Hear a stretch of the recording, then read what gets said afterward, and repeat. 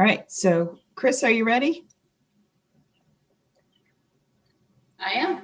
Okay, I'll call the meeting to order at 6:01. I just want to check that board members all got the chair notes ahead of the meeting. You got them this weekend? Chris will put those in the meeting minutes, so they'll be documented there as well as we all receive them. And Chris is going to be our minute taker. Is there someone willing to be timekeeper?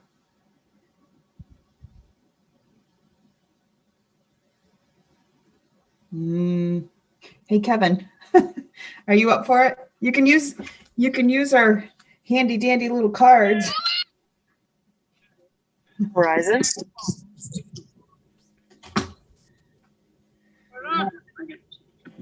I'll do it. Okay, So, great. Thanks. It's $30 a phone per month. I'm a little embarrassed to say I don't know where my cards are. All right. Well, if you just keep us, note if we're going on and try and keep us on aware of the time, that would be helpful. All right. Thanks. Okay.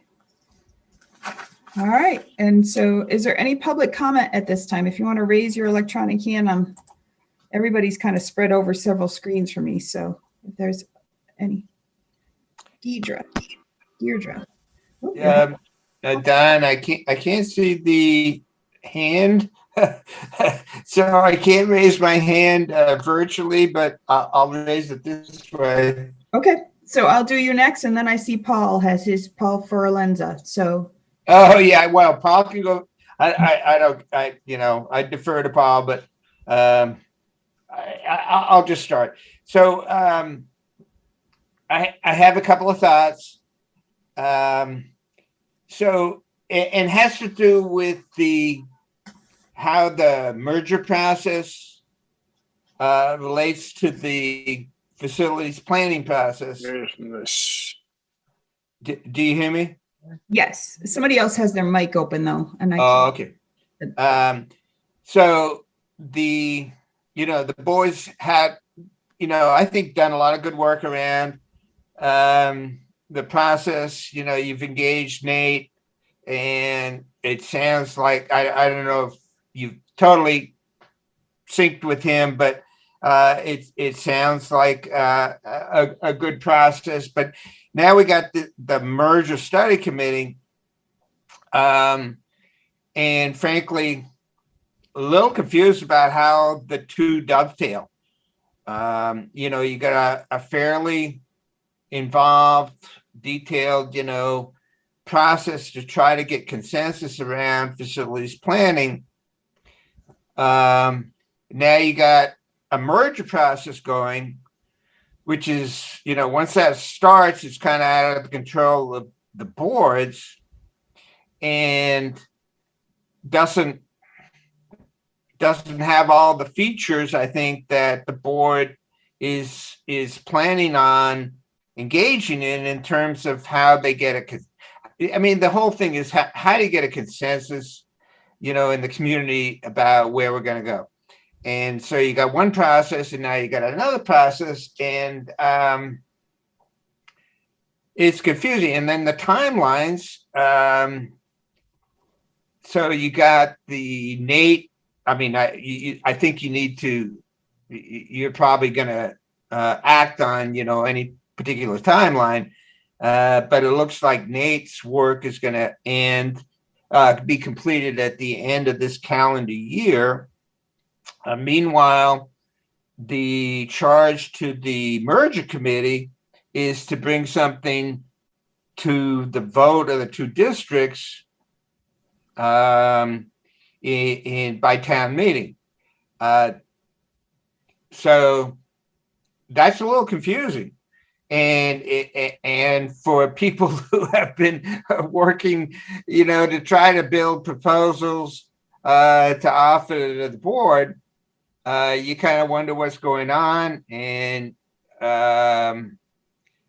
it sounds like the merger committee is going ahead full steam, and that process might conclude before the facilities planning process, even though merger was, phase 2 of the facilities planning process. So it's a bit confusing and a bit concerning.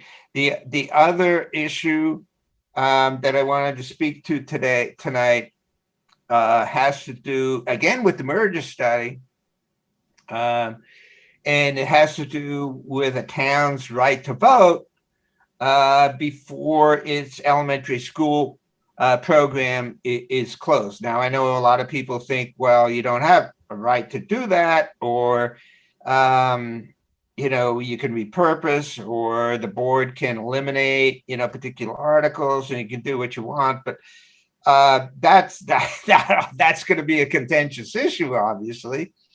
And then you throw the merger issue in there. And I know I am, and I suspect other people are worried that the merger process might result in a change in the articles. And again, the timing is important. If that goes before the facilities planning process, you might have a scenario where new articles of agreement in a merged district we just don't know how that's gonna what's gonna happen in terms of the existing articles and a town's right to vote before the elementary school is closed. So I think those are really important issues that'll have consequences for how people react to the whole process. And so I'm hoping that the board will consider those two issues and maybe say something, because if nothing's said, people will make their own decisions and predictions about what's going to happen, and that might not be helpful to either the facilities planning process or the merger process. So good luck. Thank you, Herb. Deirdre? Thanks, Don. Good evening, everyone. I guess want to say first, thank you. Like, I sent some emails out to school board members and just want to begin with what seems always true. Like, you're doing such important work, and we're all pretty fried and exhausted in the world from COVID. And it's not sexy work that you're doing. So I just want to say thank you. I think that sometimes gets forgotten as we advocate in the community. So that's really genuine, and to everyone, keep showing up.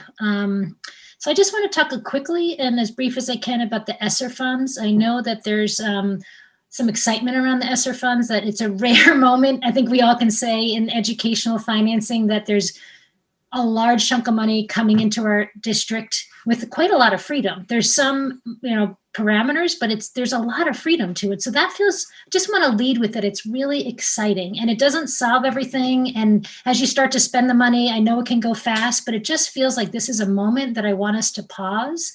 And I just want, also something that I've learned recently is just that the money comes with the state and federal mandate to engage the community about how we can use those funds. And it doesn't mean the community gets to decide. It's like, how do we get all the stakeholders together?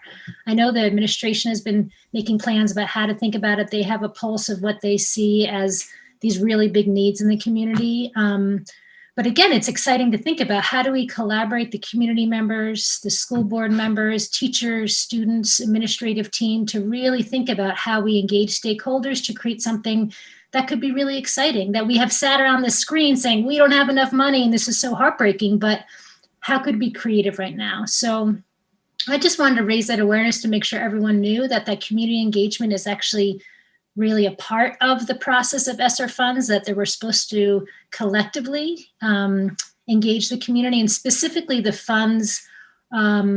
And my guess is Floyd probably, I guarantee, knows more than I do about this, but that the funds are supposed to really think about the families that have been most marginalized by COVID. And the law says specifically, Black and Indigenous families of colors, families of students with disability, low-income families, homeless families, and there's some more folks in that part. So I want to just think about that this is a really hard time in almost June to engage the community. So I'm not saying we do that now, but how do we put some things together? And there's some energy in the community to say, let's pause, let's engage the community and students and teachers in September to really think about some exciting possibilities. And I know money will be spent over this summer. That makes sense to me and has already been spent, but I just want to encourage us to not decide all those things until we can gather ourselves in a really creative way in September. And I just want to say, I know that we've done this before, right? Mount A District has some cool community engagement history.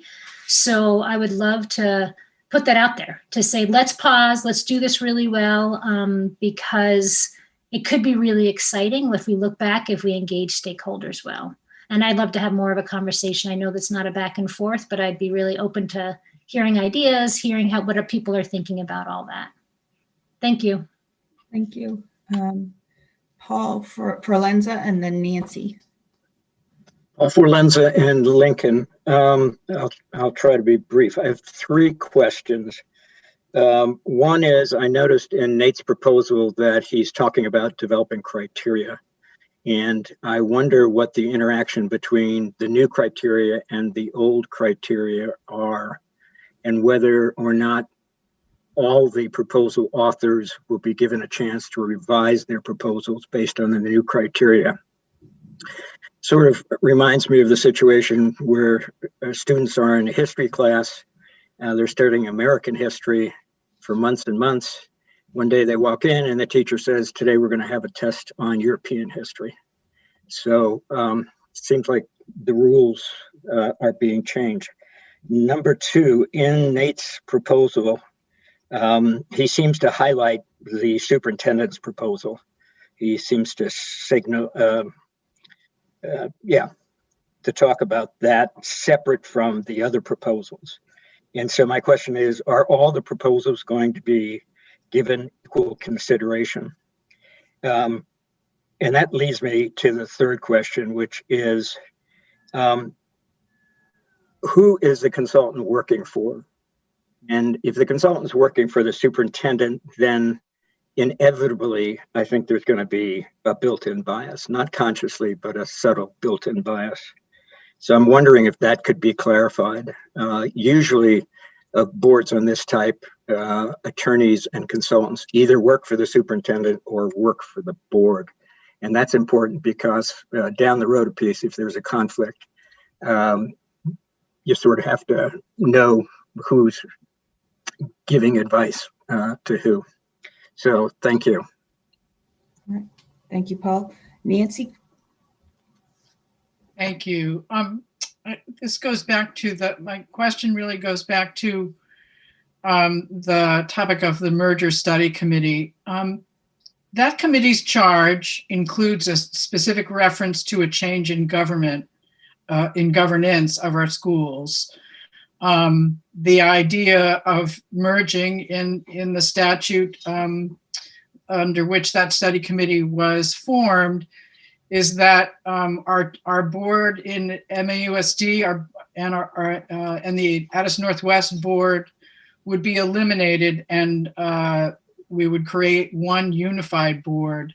My question is, to what extent is the MAUSD board willing to explore collaboration between MAUSD and Addison Northwest School District, that is the sharing of functions and roles, without further changes in how we govern our schools?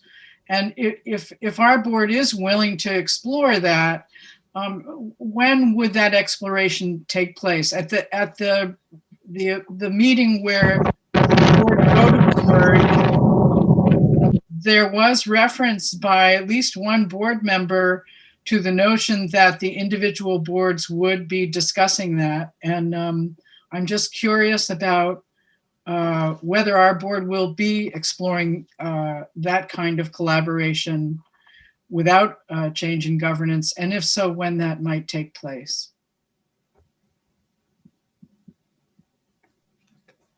Thank you, Nancy. Mike Fisher.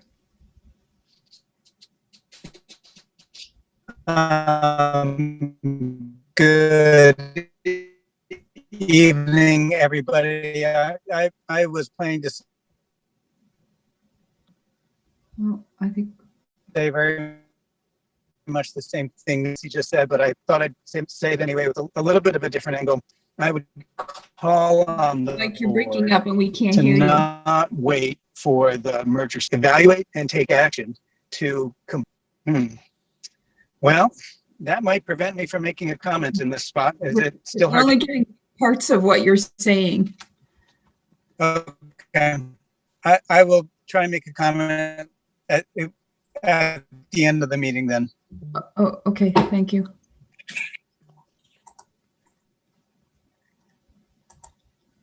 Mary Simmons? I thanks so much. And I don't have much more to add. It's actually just in response to Deirdre. Deirdre, you said it perfectly. There's nothing more I can say. Just hopefully, as part of community input right now, that's part of the process of the ESSER funds.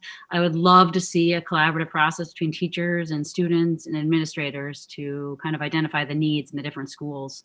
That could be a beautiful project to do together to unify the district. So I'll take that excitement that Deirdre kind of led with and say that, yes, spending money is pretty exciting. So hopefully you can use that as a unifying, bonding, collaborative process. So yeah, and I think one of the last deadline is November, I think. I think some of the deadlines have passed for how to spend the money, but I think there is a deadline that's happening in November. So I'll hopefully hear how the community can stay involved and support whatever process that might take. So thank you. All right, thank you. And Dave, you have your hand up? Yes, I do. Thanks. My question is, what's our process for answering the questions that have been posed this evening? Well, I'd like to get, since this is the first time I'm hearing some of these questions, I'd like to give careful thought to the answers before they put them out.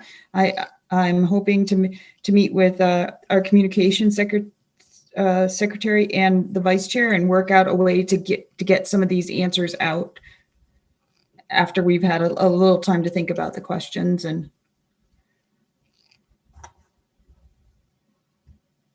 okay, Paul, do you have your hand up again, or is that from before? Okay, and then Rob. Thanks, Don. I want to stick to topic during the agenda, so I don't know totally where this fits in, but because we still have a lot of public members on, the governor did sign into law a bill that temporarily suspends this excess spending threshold. And prior to me joining the board as a community member, when I first went to the engagement meetings, my interpretation of the cliff that multiple districts were heading towards, including our own, was that we're skyrocketing past that spending threshold, which then would implement the tax penalty. I think it's really important that we acknowledge that we have the opportunity to not push ourselves off that cliff, because I'm not saying it no longer exists, but we're not staring down for FY22 or FY23. And so I just hope that we as a board and as a community think about the fact that that is no longer in the purview looking into next fiscal year. Thanks, Tom. Okay, all right, thank you. Any other community public comment from community members? Okay, all right, then we'll move on to the consent agenda. Is there a motion to approve the consent agenda? So moved. Andrew. Andrew I'll second, Krista. and Krista. All right, all those in favor of approving the consent agenda? Board members, you want to give a thumbs up? You're kind of spread out, so if you're in favor, thumbs up. 1. All right. Any opposed?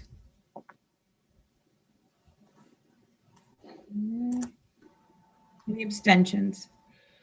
So I missed my opportunity to ask questions about the items on the consent agenda. Is that right? All right, so that motion's passed. Dave, if you want to reach out to me with your questions, I'll see if I can answer them after the fact. I won't be able to do it right tonight, but tomorrow I can get back to you. All right. Okay. Next item is to, an action item under executive limitations monitoring is to accept the monitoring report for 2.2 treatment of staff. So moved, Krista. Okay, I'll second, Andrew. thank you, Andrew. Any discussion or comments? I have two members who sent worksheets, so I don't know if those two members want to share their comments. I will attach the worksheets that I have with the response form when it's filed.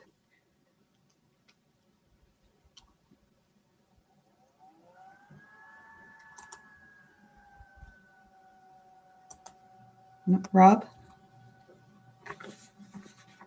Sorry, I was trying to pull up my worksheet. A couple questions for Patrick. Was that a survey from this past school year? Appendix A? Yes, that was just in recent weeks. Okay. Were there long-ended answers? There were comments, yes. Okay.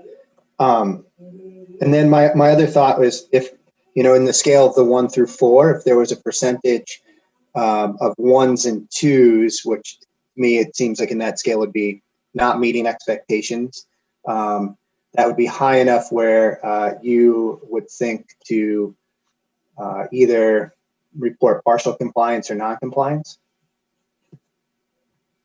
Just out of curiosity. I mean, the numbers were, at most 20% with 1s and 2s that I added up. Most of the time it's 80%, if not higher on the 3s and 4s. So I was just curious what your thoughts were.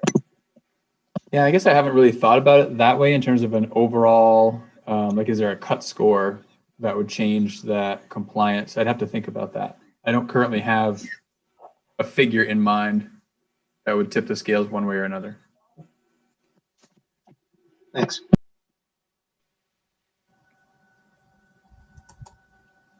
Okay. Any other questions or comments? Like I said, I will attach the worksheets I have to the response form. So it will be in the record for review. Okay, not seeing any others. So based on the information provided, does the board find that the superintendent's interpretation is reasonable? And your yes or no are your choices.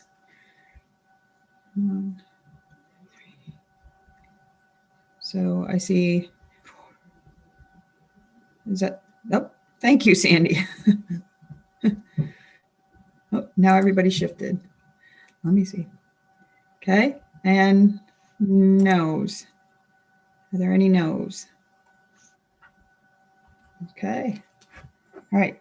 Based on the information provided, does the board find that the data demonstrates accomplishment of this interpretation? Yes or no? 3, 4, 5. Brad, do you have a question or is that a thumbs up? Oh, okay. All right. Any no's? All right. Okay. All right. All those in favor of accepting the monitoring report for 2.2 treatment of staff, please say aye. Aye. Aye. Aye. All right. Aye. Any opposed? Any abstentions? All right. Okay. Next is the update that was included in the packet on the financial report. Does anybody have any questions, or Patrick, do you have anything you want to add? No? Nothing more to add. Nope. Okay.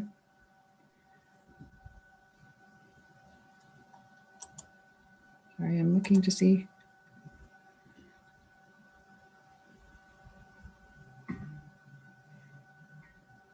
All right, I'm not seeing any questions. All right. The next is an update on the strategic plan. Patrick? Yeah, and I'm going to turn it over to Katrina to speak a little bit about the work that's been happening related to the strategic plan and work that is planned to come in the near future. Yeah, I was given 2 minutes, and for those of you who know me, that's a challenge, but I'm going to do my very best. I'm in love with this document, so it's hard to keep me keep me brief, but just a reminder, this document is still alive and well in MAUSD, even in this crazy year where it may not be on everybody's desk every single day like it is mine. It has certainly been the forefront of a lot of our work because so much of what is in this document, 3 years of multiple stakeholders' input, certainly is relevant now, if not more than ever. So just a reminder to the board, the last time you were given a full comprehensive update was in October of this past year. But a reminder to those of you who are listening, our prioritized objectives still remain under expertise and learning, objective 2, which is really aligning our pre-K-12 curriculum to proficiencies, and objective 1 under social emotional learning, which is ensuring that all of our students are getting the help and support that they need in a multi-tiered system of support. So while those continue to be our focus, our grain size has come down a little bit. So the measurable targets are important to start looking at. The curriculum alignment work has come pretty far, especially in the elementary schools in literacy and mathematics. We've made some changes and done some piloting for some different assessment tools to help us further refine our confidence and our data to see really how kids are doing, especially now in a time of perceived and in some case true learning loss. And I would say that we're really honing in on some specific focus areas moving into next year, particularly in the area of reading, all across the grade levels for sure, but with a very, very fine focus on pre-K2 early literacy skills. So that's an update on expertise and learning as it relates to that first objective or second objective. The first objective in social emotional learning, we've actually, our behavior data for this year is actually quite strong. There's been so much effort placed on wrapping around families and supporting them, especially in this time, that we've really found some successes. I would say that the middle high school has been a little trickier because they've been hybrid for the entire year, whereas our elementary students came back quite early, especially as compared to other districts. So there's been some positive gains there. We are using some of our opportunities through recovery planning to reach out to the Agency of Education for some technical assistance to support some facilitation in our multi-tiered system of support work as a full organization. And we have engaged with a team to participate in what's called an inclusive education project starting next year with a pretty renowned writer, Katie Novak, and this is one of her latest books, Equity by Design, where we're focusing quite a bit on what's called universal design for learning and a multi-tier system of support. So a lot of work going on for the social emotional learning objective 1. It's impossible to, as those of you on this call will remember as we wrote the strategic plan, to look at all of these particular objectives and measurable targets in isolation of each other. And that couldn't be any more true than this year. This year we have done a considerable amount of work, many of our teams looking specifically at the social emotional learning proficiencies. So what do we want to explicitly make sure we're teaching all of our learners and giving them practice for and assessing for understanding and positive outcomes. So we've done a lot of work there. So when you think of curriculum alignment, it isn't just science or science, math, reading, writing, and that sort of thing. It's also in social curriculum and understanding self and personal development. And a lot of work has been happening there. Many of you will know the term transferable skills. The transferable skills have been in place at Mount Abraham for several years. Actually, we were just doing the math yesterday. I think we said 13 years. But through Act 177 and personalized learning and personalization certainly has gained a lot more momentum as a state in many places across the country. And now we have redesigned, revamped a new version, I'd say Transferable Skills 2.1, and they are pre-K-12. So we're super excited to start using our new version and sharing that out with everyone as a pilot going into next year. And related to that, we are also excited that we are introducing PLPs, to students in grades 5, 6. So personalized learning plans have also been in place for many years with some iterations that have changed at Mount Abraham. And now we're having an opportunity to pilot that first actually in our ELP program. Yes, we're having PLPs at ELP. Patrick, stop giggling. And we're going to get an opportunity to try that on for size, where kids get to talk about their interests, focus on projects, and learn how to collect evidence towards meeting their set goals with advisors, with teachers, with camp counselors, moving into the fall with their teachers. We are super excited about that. We just gave the administrators got to get a real close look at everything about that just this morning, which is super fun. Everybody was excited. We were able to keep that work going. My enthusiasm, I hope, is coming through the screen. But just so you know, in a pandemic, we thought everything was going to stop and we weren't going to be able to move any of this work forward. So it is very exciting to see that, especially those areas that are very student focused, very student forward, are continuing. Again, my last comments would be that, again, taking advantage of our recovery planning and thinking about social emotional learning, we are looking to add further support in SEL for, as I think it was Deirdre was saying, some of the folks who need our help the most. And we have added a second social worker position to our district, as well as increasing school counselor time, at least during this time of recovery, so that we can ensure more of our kids are getting the support that they need. That's the update. I'm sure it was more than 2 minutes, but it wasn't 8. Dave, do you have a comment? Yeah, well, I have a question. So data would be good to see some data with regard to this. And I know it might be more difficult during the COVID year. And you spoke about some data available 13 years, over a 13-year period. This was prompted in my mind with this event with a child at Mountain Street School, and wondering, how often events like that take place. Are they up or down over the years? What's the trend? What about visits to counselors, and what about results from those visits to counselors? What data is available that shows trends in social emotional learning and growth in our students outside of the areas of math and science and English, where we have the SBAC testing to show us trend lines in learning? So that's my question. Yeah, you didn't have the benefit of a normal ENS monitoring report this fall, but if you go back on the website and look at previous ENS monitoring reports, there is a whole section on social emotional learning, which shows longitudinal data as it relates to some behavior, trends and data, and also has some of those softer skills data that we've tried to capture around collaboration, communication, habits of work, personal development.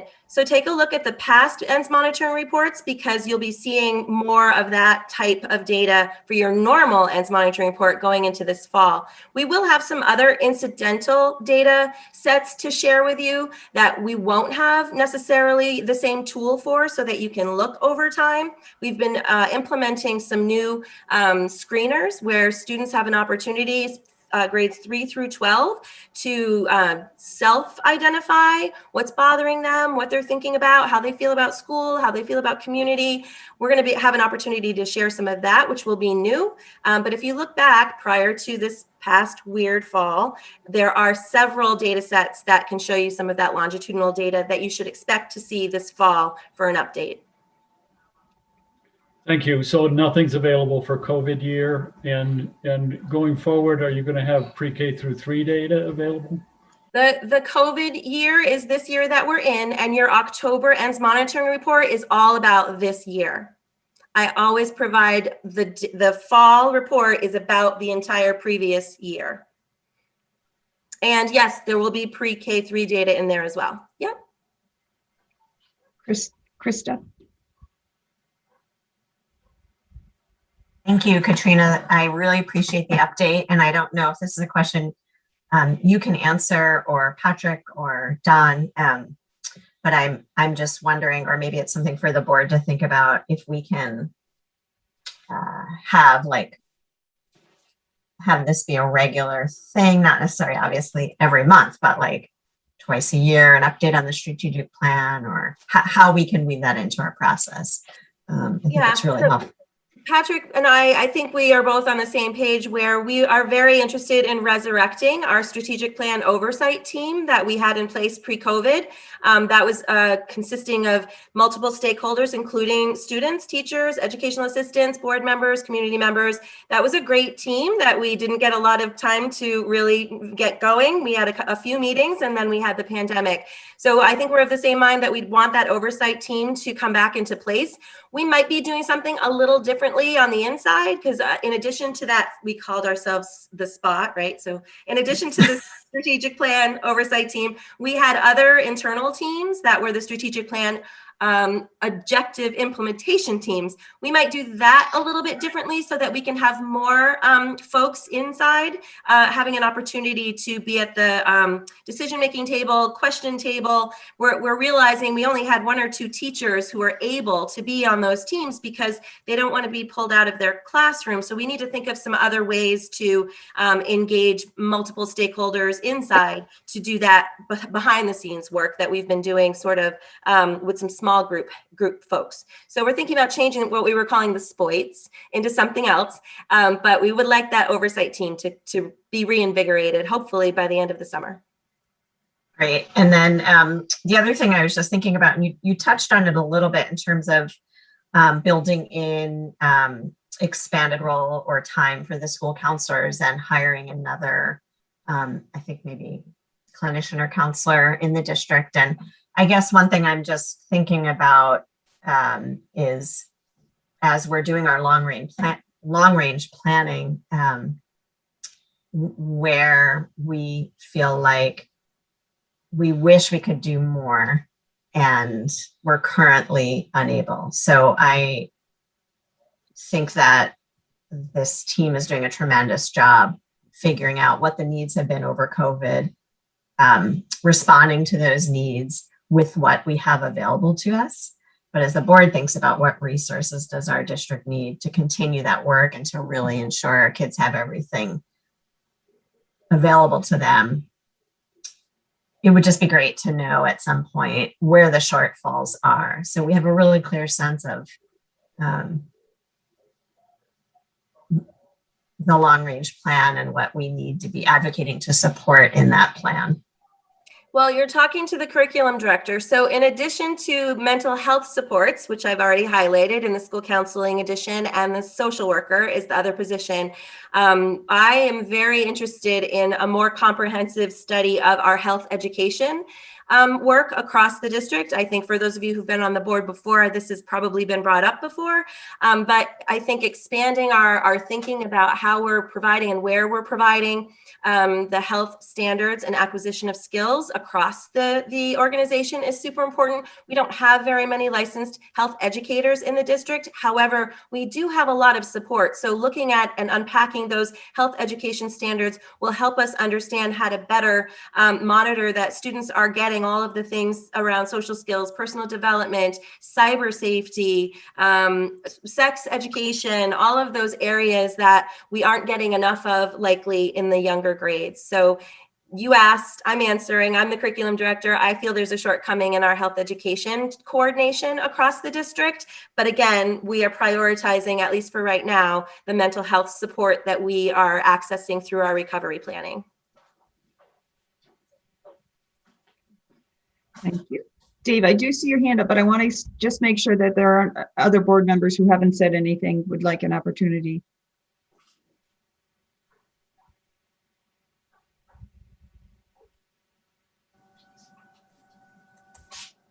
Okay, I'm not seeing anyone else. Dave? So I want to be very respectful in these comments because I think a lot of staff people are doing a lot of hard work and the best work they know how to do. What I would like to see in a presentation to the board is rather than a narrative, telling us what a great job people are doing. I'd like to see a presentation that shows hard data that proves the hard work that people are doing and the progress that we're making in school. Thank you. Okay, thank you. All right. Thank you, Katrina, for that update. Thank you. All right. Next is the update on the ESSER funds. Patrick, is that you or Floyd? That's me, and certainly Floyd and Katrina and Susan have been parts of a lot of those conversations, so they can jump in. But just kind of walking through, trying to keep a regular check-in on those ESSER funds. And as you may recall, there's ESSER 1, ESSER 2, and ESSER 3. They're sort of divided into 3 different pots of money with 3 different timelines and 3 different kind of rules to follow. ESSER 1 has been submitted and approved, and we're working through that. A lot of that was the sort of back spending for a lot of expenses that occurred throughout the pandemic. ESSER 2 was recently submitted, and I don't think yet has been approved. It's sort of in process right now. And ESSER 2, I talked about briefly at a recent meeting. ESSER 2 has a lot of funds related to academic support, thinking about extending the school day, school year with some tutoring and additional time and support that students might need, as well as some money to provide some greater flexibility in the area of special education. Right now, it's a little tricky in that we need to be really knowledgeable about what students are working with special education staff so that we achieve the proper percentage of students that are being served by special education staff, so that that special education staff's time can be properly reimbursed through special education funding. All of this is going to change under 173 after next year. And we're going to utilize some funds from ESSER 2 and potentially ESSER 3 to help purchase some flexibility, basically, so that it doesn't matter as much if a student's on an IEP or not, who they work with. That we can really think about our general education interventionists and our special educators really interchangeably. And we can really look at the proper groupings of students and look at matching student need with adult expertise in a much more flexible way that I think is going to serve more students and serve them very well. So really excited about that. So those are some of the things in place or in the works in ESSER 2 for academic support.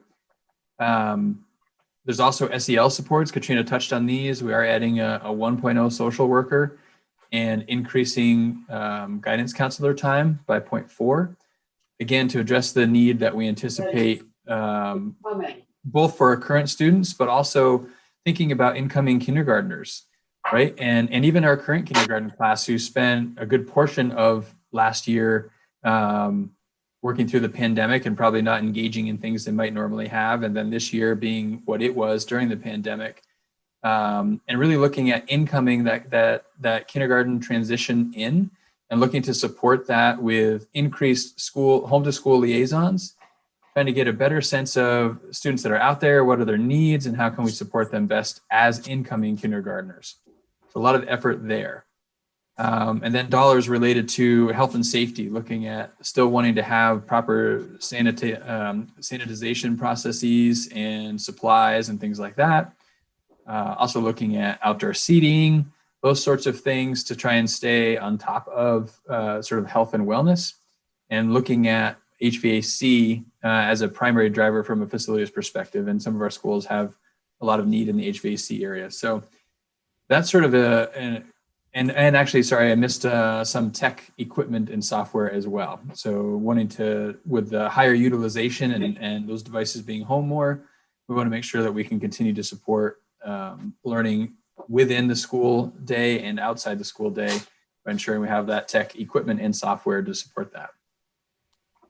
That's a really quick overview of ESSER 2. ESSER 3, as Deirdre mentioned, ESSER 3 is the pot of money that specifically requires that input and engagement with stakeholders. And we've started that conversation about, it's in the very early stages, but we're starting to think about what are great ways to engage stakeholders and who are the stakeholders and all of those sorts of things, those sorts of questions as we think about those dollars. I do think there's a timeline. I'd have to double check to see by when we have to have done that work. I like the idea of waiting to the fall. I'm not sure if the timeline is going to allow us to wait until late in the fall. I feel like maybe it's a 90-day window in which we need to engage stakeholders, and that clock started ticking Friday. So that gets us basically toward the end of August to do the stakeholder engagement, which is not ideal in terms of spring or summer in terms of engagement work. But that's the timeline we have. We can see if there's an opportunity to extend, but we may have to make the most of it over those summer months. And once submitted, you can submit some of the sort of big ideas, and then you can always do amendments. So these dollars, they don't go away once we allocate or ask for them. If we change our mind or some better idea comes along, or we have a meeting with stakeholders and we want to refine something, we have the opportunity to do that. Krista? Yeah, I was just wondering if there's any help that the Community Engagement Committee could provide in trying to gather some of that input. I've been thinking that same thing, and information is still evolving pretty rapidly around ESSER 3. And as more information is coming out, in particular around the stakeholder engagement, that's where my mind has been going, is how do we tie into systems and processes and supports that we already have in place for that kind of engagement. All right, and Liz, I see your hand up.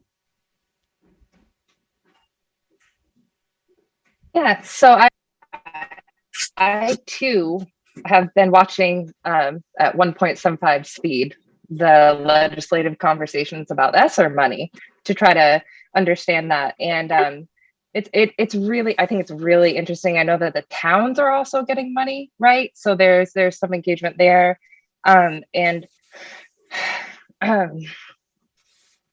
It does sound like they're often trying to find ways to motivate spending it in a certain way, even if it comes to us with discretion on how. There's a lot of, well, how do we motivate it to spend them in a way that we feel would be productive? And then there's also that idea that it's one-time money and thinking about construction a lot, right? But wanting to have a facilities plan before you necessarily did construction, and also just the idea that the one-time money piece,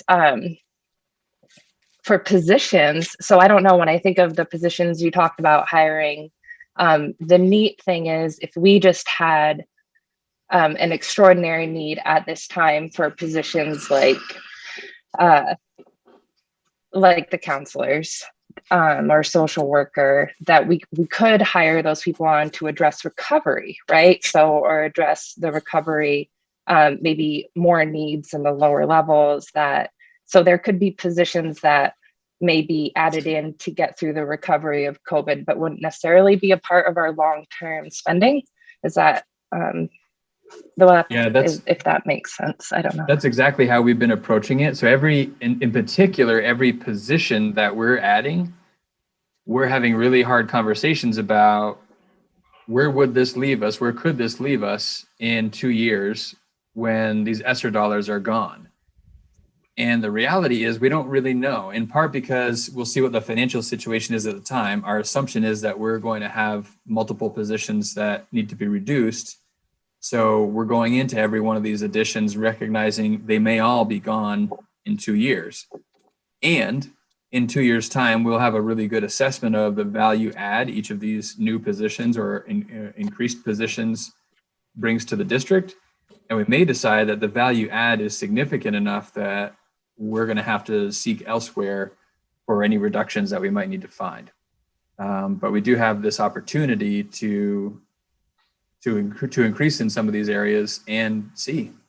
We definitely expect the need to be greater in the next couple of years than it has historically been in these areas. And that's why it feels okay from a recovery standpoint to use these dollars to address this unusual need. And then we'll see where we go from there once we look at the efficacy of those new positions.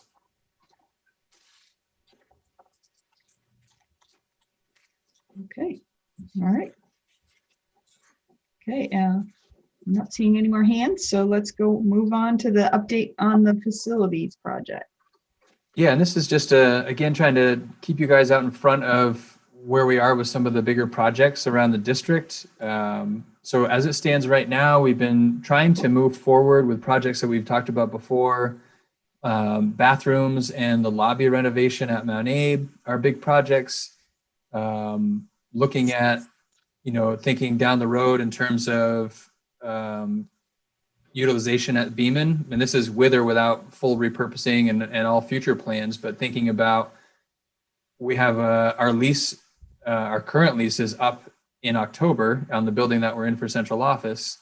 Kevin Harper is willing to sign a new agreement for something less than the 10-year lease that we signed on last time. But we do need to be thinking about the long-range planning for central office. There's been an interest in no longer continuing to lease space because of the cost and things associated with that. So we've been exploring Beaman as a location for central office to move. So we're working still to get some figures on that. We don't have those in yet. So that's a project probably further down the road. Also, thinking about the lobby and bathrooms at Mount Abe, the concern right now is ability to secure contractors. Those are pretty significant projects. And unfortunately, everyone seems to be doing projects right now, from residential to commercial. And our concern is we won't be able to secure the contractors to get that work done over the summer. So we may need to swallow hard and take a different look at a timeline for those projects. They're still really important to do. The money will still be there. The process may need to change, right? If the money isn't spent this year to get those projects started, it becomes part of the fund balance. Presumably we can put that fund balance into capital reserve, and then we go to the voters when the time comes to spend that money on the projects they're identified for.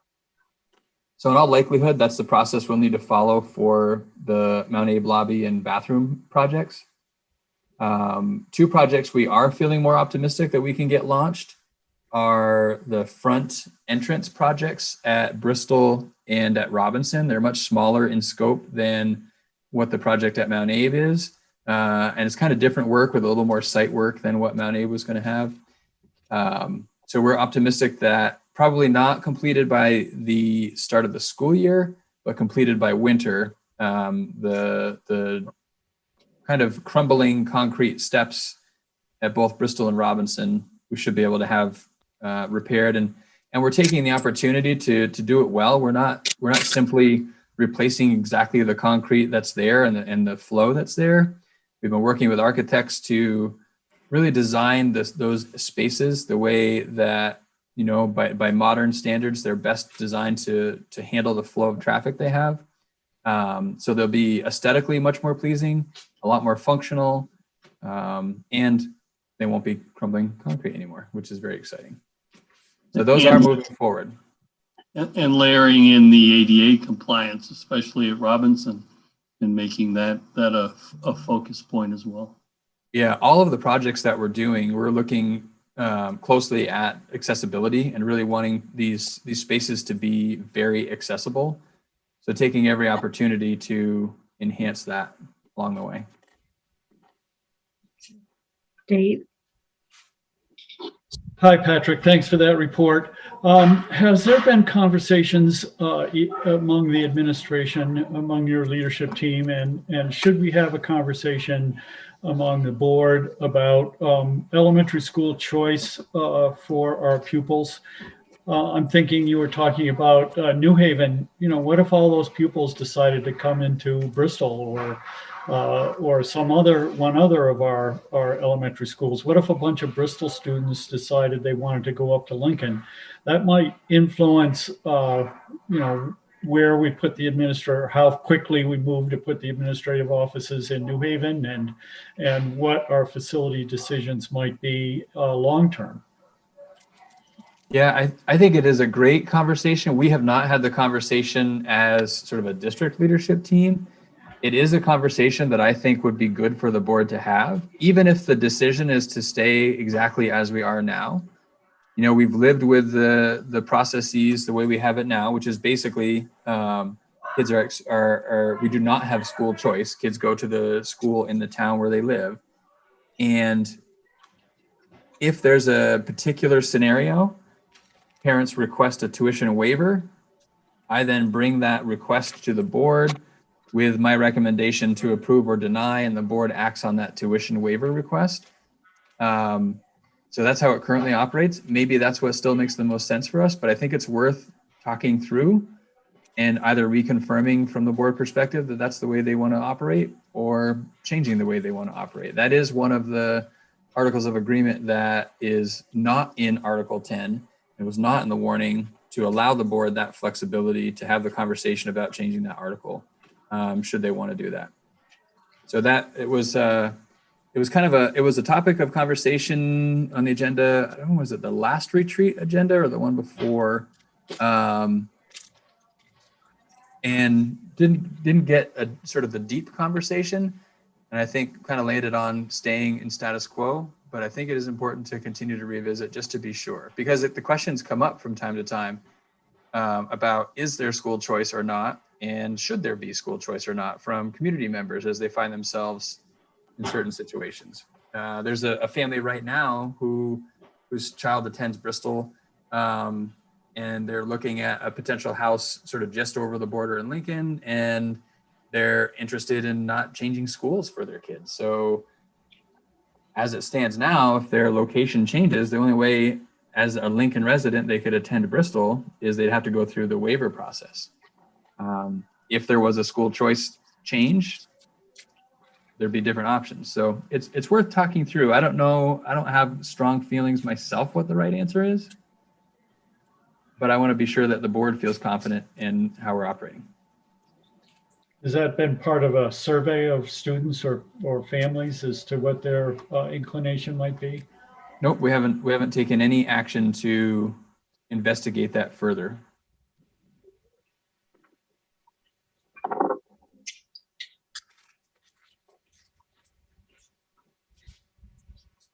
All right. Okay, we'll keep moving along. Our next item is board management and governance, is an action item to accept the monitoring report for 4.6 board committee structure. I have a worksheet for that I will include with the response form, so that will be documented. Is there a motion? So moved, Krista. Okay, thank you, Krista. I'll second, Andrew. Thank you, Andrew. Any discussion?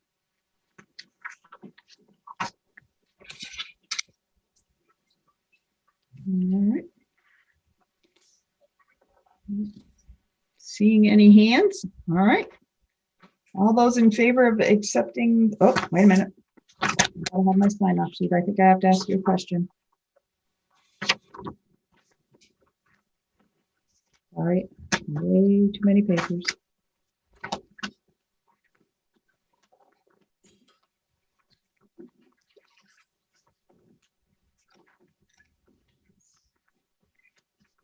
Oh. So I can't find it. Oh, here it is. Sorry. Based on the information provided, does the board find that the board's interpretation is reasonable? Is there a yes or no? Okay. All right. Thumbs up. Okay. Does the data demonstrate the accomplishment of this interpretation? Yes or no? Thumbs up for yes, thumbs down for no. Okay. All right. All those in favor of accepting the monitoring report for 4.6 board committee structure, please say aye. Aye. Aye. Any opposed? Any abstentions? All right, that one passed. Okay. All right, next item is to accept Nate Levinson's proposal. Is there a motion? So moved, Krista. Okay, Second. that was Dave. John, may I ask, and you might already plan to do this, but could you use our roll call to go through discussion if it seems like that might be helpful? Sure, sure. Let me find.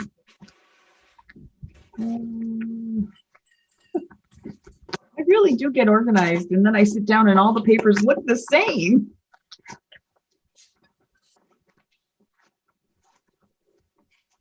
Here it is. Okay. All right, so for discussion, let's see, I don't see that Annie is with us tonight. Sarah LaPearl may not be able to speak because she was in a couple of different locations at once. So I'm gonna, Sarah, are you able to give any comment at this point?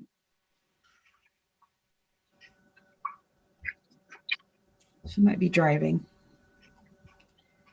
All right, Liz, do you have any comment around the proposal? Yes, I apologize for missing it, but I listened to the last meeting, and I would just wanted to be sure that it was communicated in here somewhere, the idea that even though there might be new the criteria, that he was planning on working individually with each group, right? He talked about that for a while at the last meeting, about how he was going to work with them privately and talk about the criteria and talk about how it went with it and all of that before coming back to us with their proposals, right? Yes, that's correct. And he did note that in one of the items there, that he would work through that with the groups. Okay, all right. Thank you, Liz. Andrew. So I don't have any questions about it. I've read through it a couple times. I'm excited to read it, and I'm excited to see kind of what develops out of the process, because I'm sure there's a lot he sees based upon his experience with a lot of other districts that probably are similar in a way. And I didn't really gather from this that there was a preference for the superintendent's proposal over the others. So I'm really looking forward to seeing all of them sort of put up together and assessed across some common objectives. Great, thank you. All right, Brad. Yeah, I thought the report was well constructed and laid out and clear.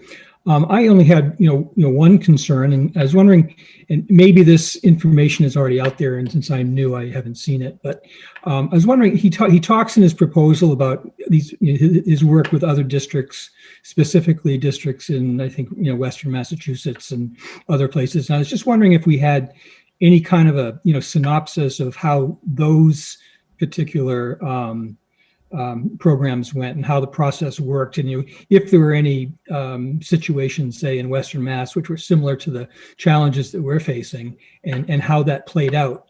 I mean, he seems like a real good guy to work with. He seems open to tailor his methodology to our needs. But I was just kind of curious to get a little bit more background about how it's worked in other places, if that's possible. I think that we could definitely reach out for a few names, and maybe Patrick and I could have a conversation with a couple of groups and just kind of get a feel for what they have to say. I don't think that's out of the possibilities. Yeah, I mean, I assume that he probably has final reports, and either they could be redacted and to protect the privacy of the communities involved, or get the permission of the communities to look at the final reports on how these processes went. If there are any that are like what he's proposing for us, and I just don't know. Okay, great. Thanks for sharing that. Steve Rooney, and he's also multitasking. I'm not seeing him here. Okay. Kevin. So I don't have any specific questions about the proposal. My sentiments are very similar to Andrew's. Regarding Brad's question, there was, and it has more to do with evaluating multi-tier systems. And of course, he was working for another firm at the time, but he did, or DMG under his leadership, did a study of 5 different schools, analysis of 5 different schools in Vermont, with regards to their maturity on MTSS, which is very informative. Okay. All right. Dave. So my appreciation of Nate Levinson's work began when we were taking testimony in the legislature regarding special education. And I particularly appreciate his notion that we need to focus on pre-K through 3, that we need to pay particular attention, as Patrick referred to earlier, to students who are not yet identified as needing or qualifying for an IEP, yet the staff has identified as students that have ACEs, adverse childhood experiences, commonly referred to as ACEs, or other red flags or indicators that the particular pupil or student child needs supports before they end up, in distress enough so that an IEP is assigned, which creates all of this paperwork and process that doesn't necessarily help the child. And his work with MTSS, his comments that MTSS is not a silver bullet, it's how it's employed and how it's used that really make a difference. And then helping us craft what became Act 173. I just have a world of respect for him. And I presume that he'll bring that expertise and concern and help to our board. I do consider him an employee or a consultant to our board and not to the administration, although I'm sure that he'll have a lot of conversation and use a lot of data and information provided by the administration. Thank you. Thank you, Dave. Rob?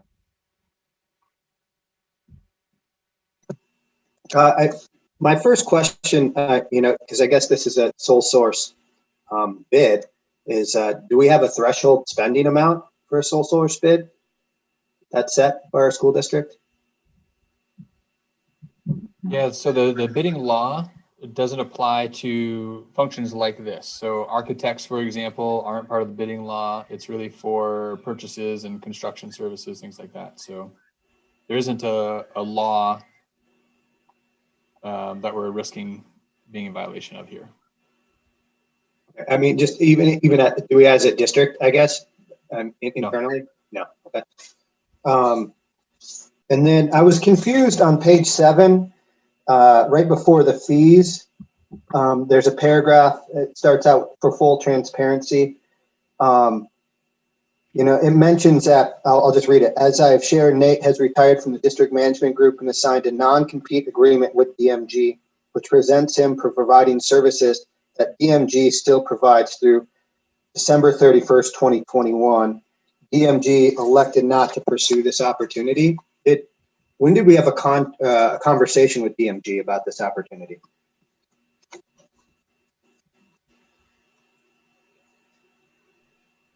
So I've been working with Nate directly, exclusively.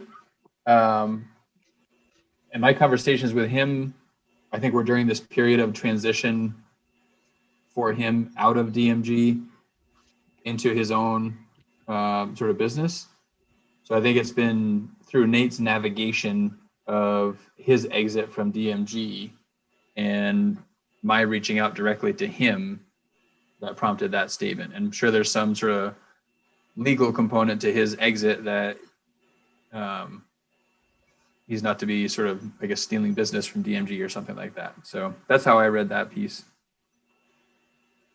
Yeah, I just want to make sure we're crossing our T's here, because I guess if we haven't reached out to DMG, it seems like this is a scope of work that they might engage in, and that timeline lasts through the end of the year. I guess it's his word, but I think it'd be due diligence on our part to make sure that he's not,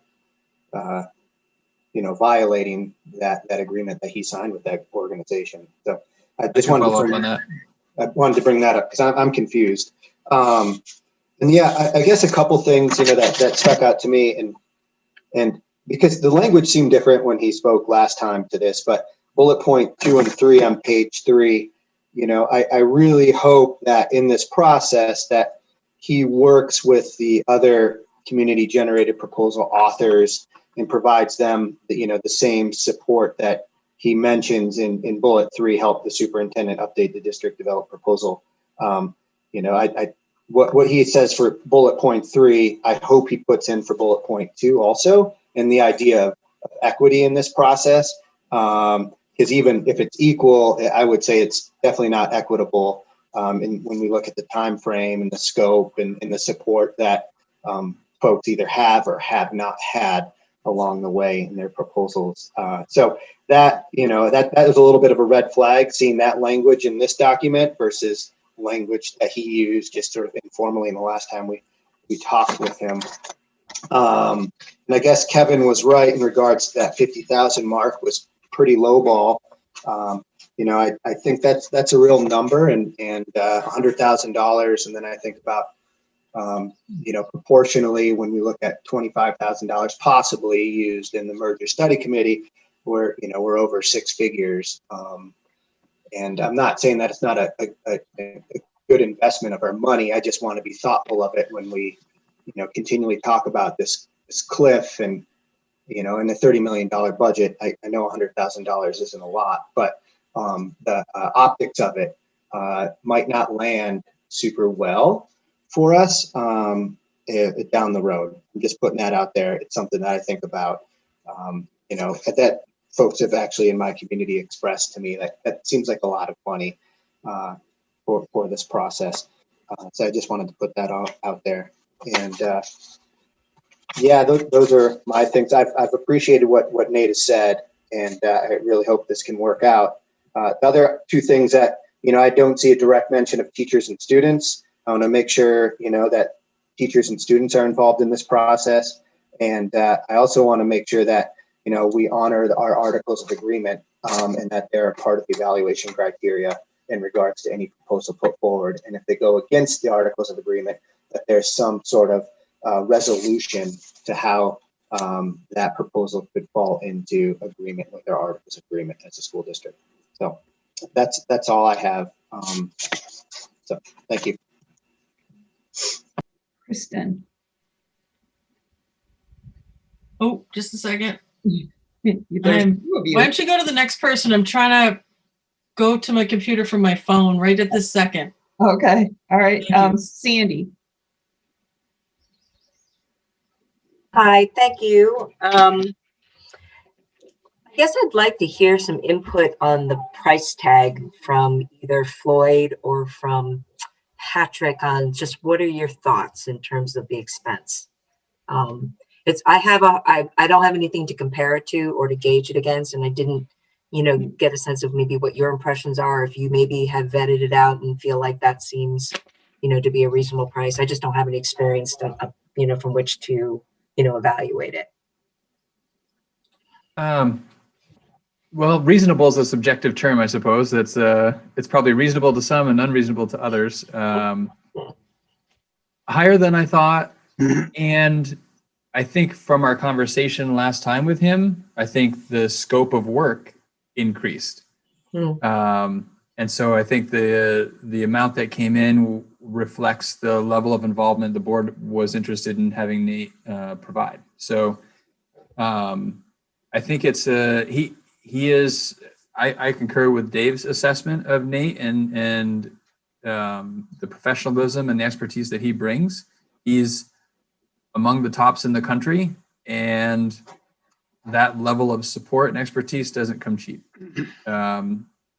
And I agree with, I'm not sure who said it, but I see it as an investment again. So we're talking about making potentially generational change here, that could result in millions and millions of dollars over the course of the years.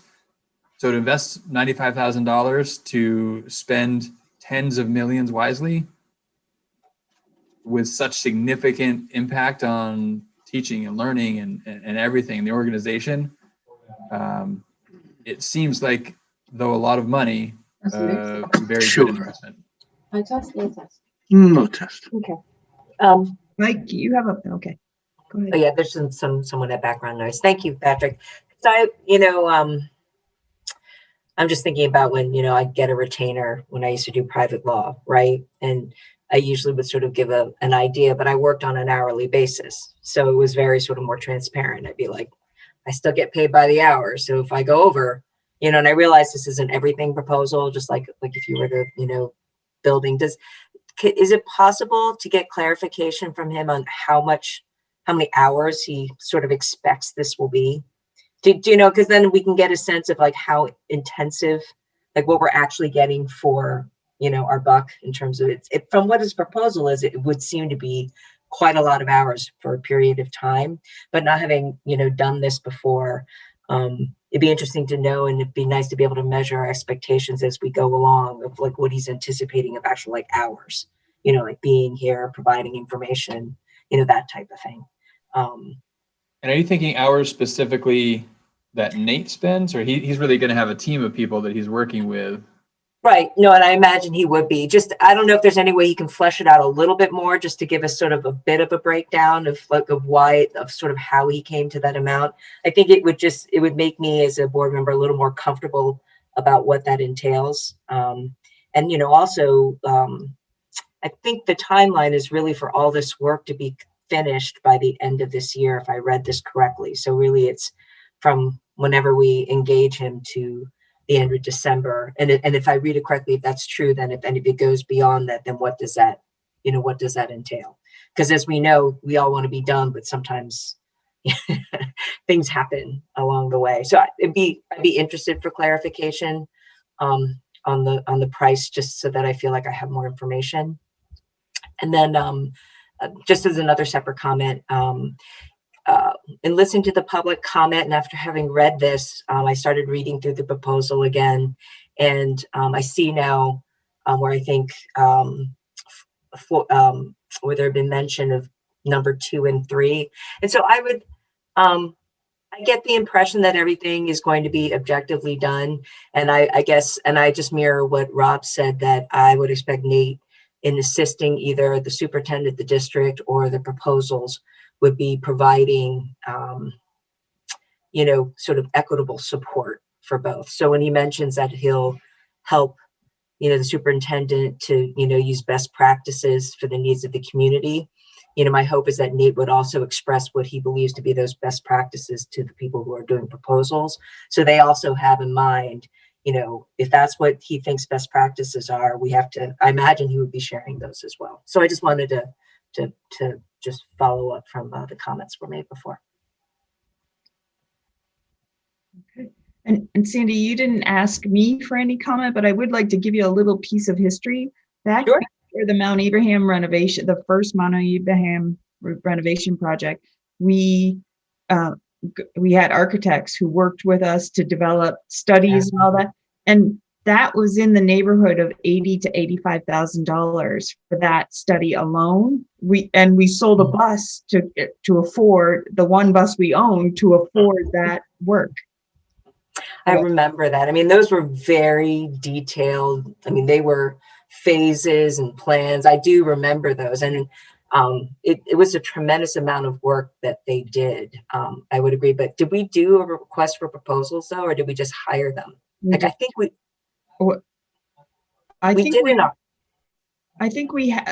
had a couple to choose from, and we went with them. And then, and then there was, if we wanted deeper information, then we would have had to do the RFP.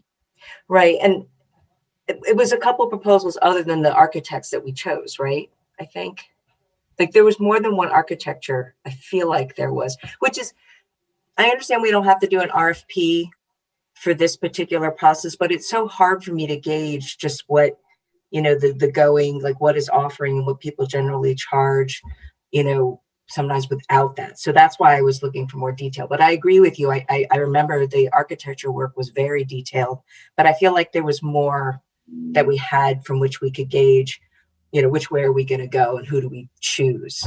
And so that's just what I'm looking for. And, maybe Nate he might just be able to provide that much more information that may make me feel that much more comfortable to say, I can feel comfortable, going forward with this. It's hard just getting a number without context. And I agree with you, like 95, it actually doesn't blow me away in terms of numbers, in terms of the type of work and expertise that I expect. But again, it's so hard for me to compare because I just have to, like, I don't know what kind of, maybe he's made the same proposals for other places or even more so, and have been accepted. So that might be the practice. He might just be able to provide that. I don't know. One of the things I can share that may be helpful. So when I was first talking with Nate to get a sense, he described for me two different ways of supporting communities that he's had experience with. One was really kind of almost from start to finish with a community engagement component, building the structure, some of the things we've been hearing about. And the other was more of a cursory review of things sort of at the end. At the time, based on our conversations, I was thinking where the board was interested was somewhere kind of in between because of all the work that had happened up to that point. I think, and this is my assessment from the conversation the board had with Nate last time, it was sounding much more like, let's have you kind of start from the beginning and build these groups and get community engagement with these various representative groups. And so I think that conversation brought us to a point of support more like the sort of full-on support that he's done historically, less like the more cursory kind of support that he's offered.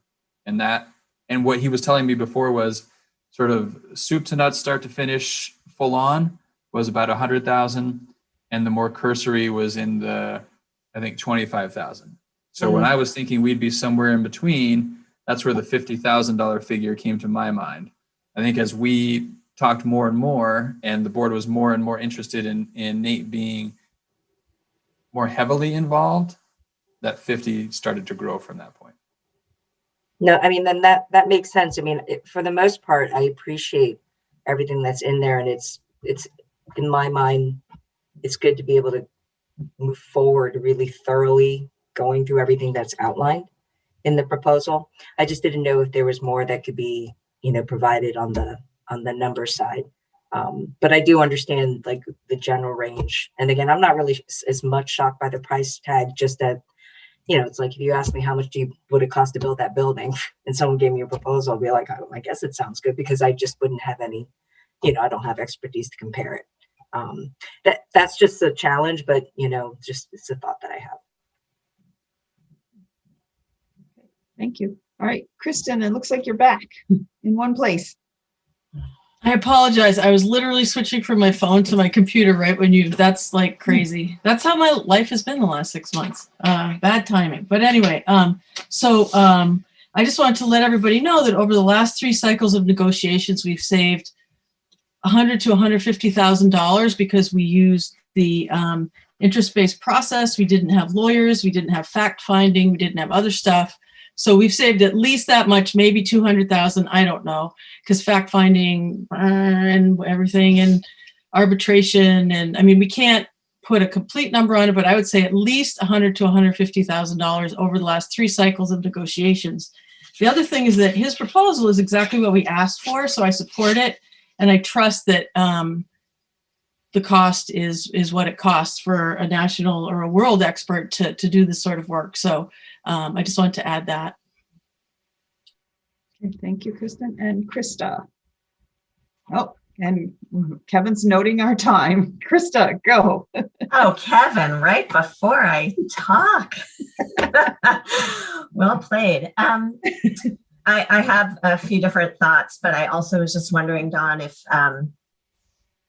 there's a way to kind of capture them and revisit some of the things people said so we can get a feel for whether others are on the same page, or if it's,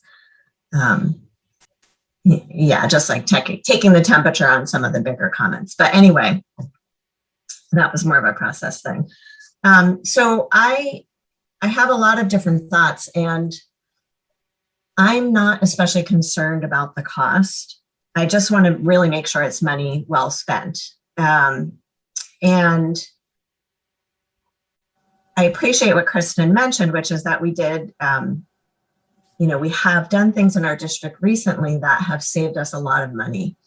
And I think that we did them not necessarily with the goal of saving money, but with the goal of really finding a different way to work through some of the big challenges we were facing. And I think that process ended up being really beneficial. And I want to make sure that this process is similarly beneficial. And I think we're getting there with Nate's proposal, but there are some things that are just not fitting well for me. And it might just be me. And so I'd really love to know what, hearing a little bit, sounds like a couple of other people have some questions as well. But, Patrick mentioned that we first sounded like we were thinking we wanted not a lot of involvement. And then at the last meeting, it was sounding like we wanted a lot more involvement. But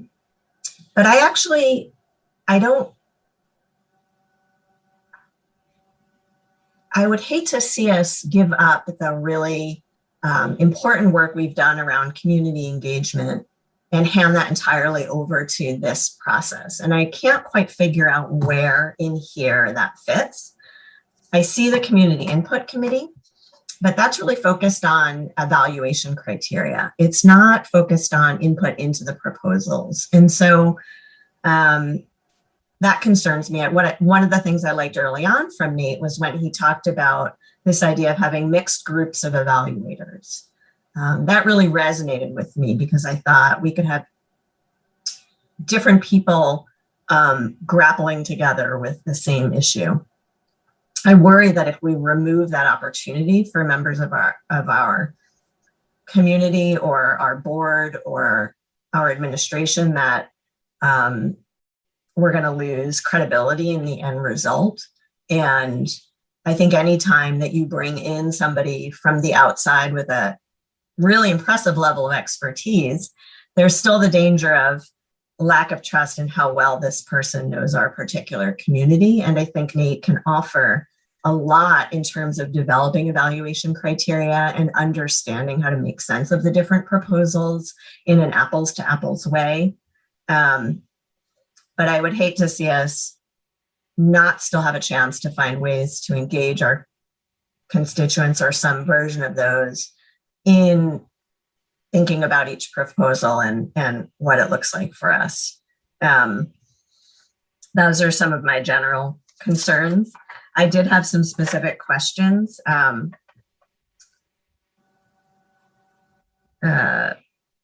So first I was wondering, with the communicating the approach to the community, logistically, how would that happen? How would we, we have some really clear processes and ways we've been trying to communicate with the community. In the first bullet point, he mentions that this messaging will be developed in partnership with the superintendent and the board. What will that look like? Will we have really clear point people? Who will be working on that with him? Again, trying to be consistent with what we've done before and using channels that we've worked to develop. That seems really important because we are sustaining and continuing to build on trust. So to have sort of to make sure we're still involved in that seems really important. I also had a question about the number of proposals. Right now, I think we have 5, maybe even 6, and some are more fleshed out than others, but I think it's important for there to be a way to reach out to all of the folks that have submitted something so that they can have an opportunity to be part of this process or not. I also am interested in knowing and think it's important for us to figure out how this weaves into the merger timeline. It may be that if that merger committee timeline is not thinking it will have some sort of recommendation before town meeting day, that we might want to consider this process taking a little bit longer, because it sounds like what we're looking for is the answer to the question whether a merger would be beneficial to our district. And so it seems like we can't really get a sound recommendation from our own facilities process without that information in place. So given that we have a little bit more breathing room with the spending threshold, I would want us to revisit this timeline to make sure that we are evaluating proposals with that piece as part of that process. And then I guess my last question goes back to what just my general comments before, which is around the community input committee. I'm just wondering why the committee is that committee, which I really like the potential makeup, why that is focused solely on evaluation criteria. And maybe that is a place where we could have broader input from folks on what they think is important in a proposal, but it's not clear to me here. So that's a lot, I guess, which is why I asked right off the bat if there's a way to, how we might revisit some of this, because maybe we need to chew on this all a little bit and not act on it tonight. I don't know, maybe we table it and act on it at our facilities meeting. I think it's really important for us to have a really good conversation before we agree to this and make sure we feel all really confident that this is going to achieve what we want and hope it will achieve. And so I just want to make sure that it's that we've all had a chance to weigh in and think about it and act with confidence. And that's it. Okay. So you're the group who gets to decide. Right now, the motion is to accept the proposal, but the action could be no action. It really is this group. Rob? Sorry, Don, I didn't get that up earlier. Yeah, I was just thinking about what Krista said and some of her reflections. And I think one thing that it still sort of seems missing is, our school districts had, 5 months now to sort of talk about Patrick's original proposal. And I think we put a timeline and deadline onto our community to come together with their own proposals. And, I think we owe those folks and all of our constituents the opportunity to hear what those proposals are before we begin this process, so that folks can, have an opportunity to talk through those too throughout the summer. And I think holding those at bay, even though they're on the website and they're public, allowing those folks to come to the table and sit in front of an audience and present, I think I see that as a necessary step before we engage in this process with Nate. I don't know if that would alleviate some of I don't know if it's tension, Krista, that you're feeling or whatever, but I think that we owe it to those folks to give them the time. I also hear, like when I was listening to you, Krista, I think a piece that I struggle with in thinking about is like, where's the board's ownership in this process?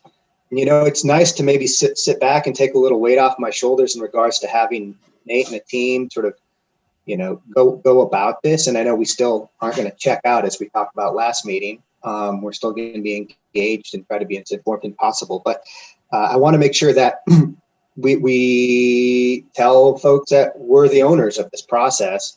And even though we're maybe hiring a third party, it was our decision to hire them, and that he's working for us. So that's another piece where I feel like it's important that we communicate.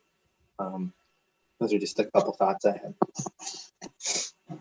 Okay, Sandy and then Kevin. Oh, thanks, Don. It occurs to me this is just a written proposal, and Nate met with us last meeting. And I know in general, we've hired him as a consultant on an hourly basis. And now this is the, an all-in-one proposal. I'd like to have Nate be able to answer these questions that we have about his written proposal. And I would put out there that since he's making a proposal with an all-in-one fee, I'm hoping he would answer those questions without charging us. Maybe that's unreasonable to ask, but I know I'll do free consultations with clients and I won't charge them. I let them know what I think I can provide for them. And if they want to hire me, this is what it's going to cost. I think because we've been using Nate for a different purpose, and I understandably, we did ask that this be put forward. We wanted this proposal. So I do recognize that, Patrick, but a part of me thinks there a lot of the answers to these questions really come from the person making the proposal. I suspect he can answer a lot of them pretty confidently. And then I think as board members, I'd be more comfortable to say, okay, I think I have all the information I need, to make a decision. Okay. All right. Kevin? So just a point of process, there's a motion on the floor. Correct. Yeah, okay. So I'm. Yes. Great. Okay, thank you. From what I can see, the proposal is very accurately portrays how we discussed how we wanted this to happen at the last meeting. And I'm becoming concerned that we're going to kick the can down the road here and never get to the point of making a decision. I think unless there is some hesitation in what we asked him to do and what we agreed to have him look at the last meeting, we should go ahead with a proposal. Thank you, Kevin. Dave, and then Kristen. So I agree with Kevin. I'd like to move forward, but I did want to respond to Rob's comment about having the people who put proposals forward make a presentation to the board. I think that's a great idea, and I think we should make time as soon as possible to have them give their first take, recognizing that there'll be a lot more work after their first presentation, but I think they deserve an opportunity to present to the board. Kristen? I agree with Kevin and Dave that this proposal is what we asked for. And as we're going, we can talk with him about different things. I mean, this isn't etched in stone. And I was trying to think of an analogy for what it feels like we're doing sometimes here at meetings, getting in the weeds so much. And I think it was Sisyphus. We go up the hill and we sort of decide something, then it goes down again. And we go up the hill and it goes down again. I would just like to vote on this and have him start and then work with him, meet with him again and tell him all the stuff that concerns people have now. But I think we need to move forward. And maybe people enough of us will vote not to move forward and continue to negotiate this or whatever we're doing. But I would just like us to vote and see where it falls. Thank you. Okay. All right, thank you. Sandy, is your hand up again, or is that from last time? Okay. Liz? I feel like I know that with you at the lead of the Community Engagement Committee, Krista, that this doesn't preclude us from any community engagement, students, staff, all of the awesome work that you did going around last time. And I hope that we still make a plan. And maybe he just looks at it and says, hey, or gives us ideas to create it. But I hope that we still follow through our process and do everything that we can think of to get the community engaged in other ways. Like just maybe he'll help support ideas, but I feel like we can run through a bunch of meetings again, hopefully. Okay. Thanks, Liz. Krista? Yeah, I appreciate everyone's comments. And I just want to say that I'm not advocating that we prolong this process indefinitely. And I feel like we've actually made really good progress. I just think as the customer, I think it behooves us to make sure that the product is what we want. And I think to have a chance to think about it and revisit it and make a final decision 2 weeks from now is not an indefinite postponement of a really important decision. And I agree that we have the Community Engagement Committee, but I worry that if it appears that that is a side act without a lot of input, that we will have less buy-in in our community. And so I think there's a place to weave that in with this process that Nate's built. I believe we owe it to ourselves to figure out what that is. but I'm just one voice. So obviously I'll accept, but I do want to register my concern with moving forward without knowing clearly what that role is. Okay, thank you. And I see Floyd's hands up. Thank you. I just, in looking at Nate's proposal, it is a big number. You know, as the person who's going to help find the money to pay that, it is a large number. It's really important to note that the board has asked Nate to work for the community with the board paying for it. So what you need to recognize that cost, if you're sitting in Nate's chair, is inclusive of all of the advice that the board is paying for the community to present in a way that is workable, comparable, and accurate.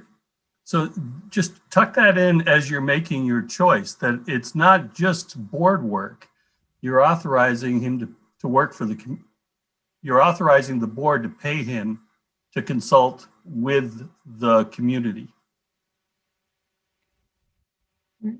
Thank you.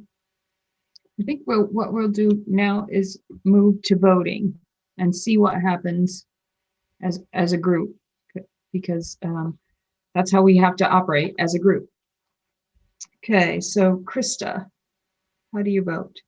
In favor of accepting Nate's proposal or opposed? No, I'm opposed. Okay. Sandy? I'm opposed at this time. Kristen? I'm for the proposal. Okay. Rob? Opposed. Dave? Yes. You're in favor? All right. Kevin? Yes. I'm not sure if Steve's back. Steve, are you here? Nope. Brad? Opposed. Andrew? In favor. Liz?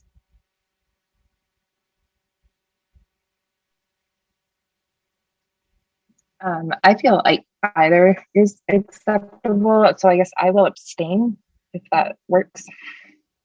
Okay. Sarah LaPearl?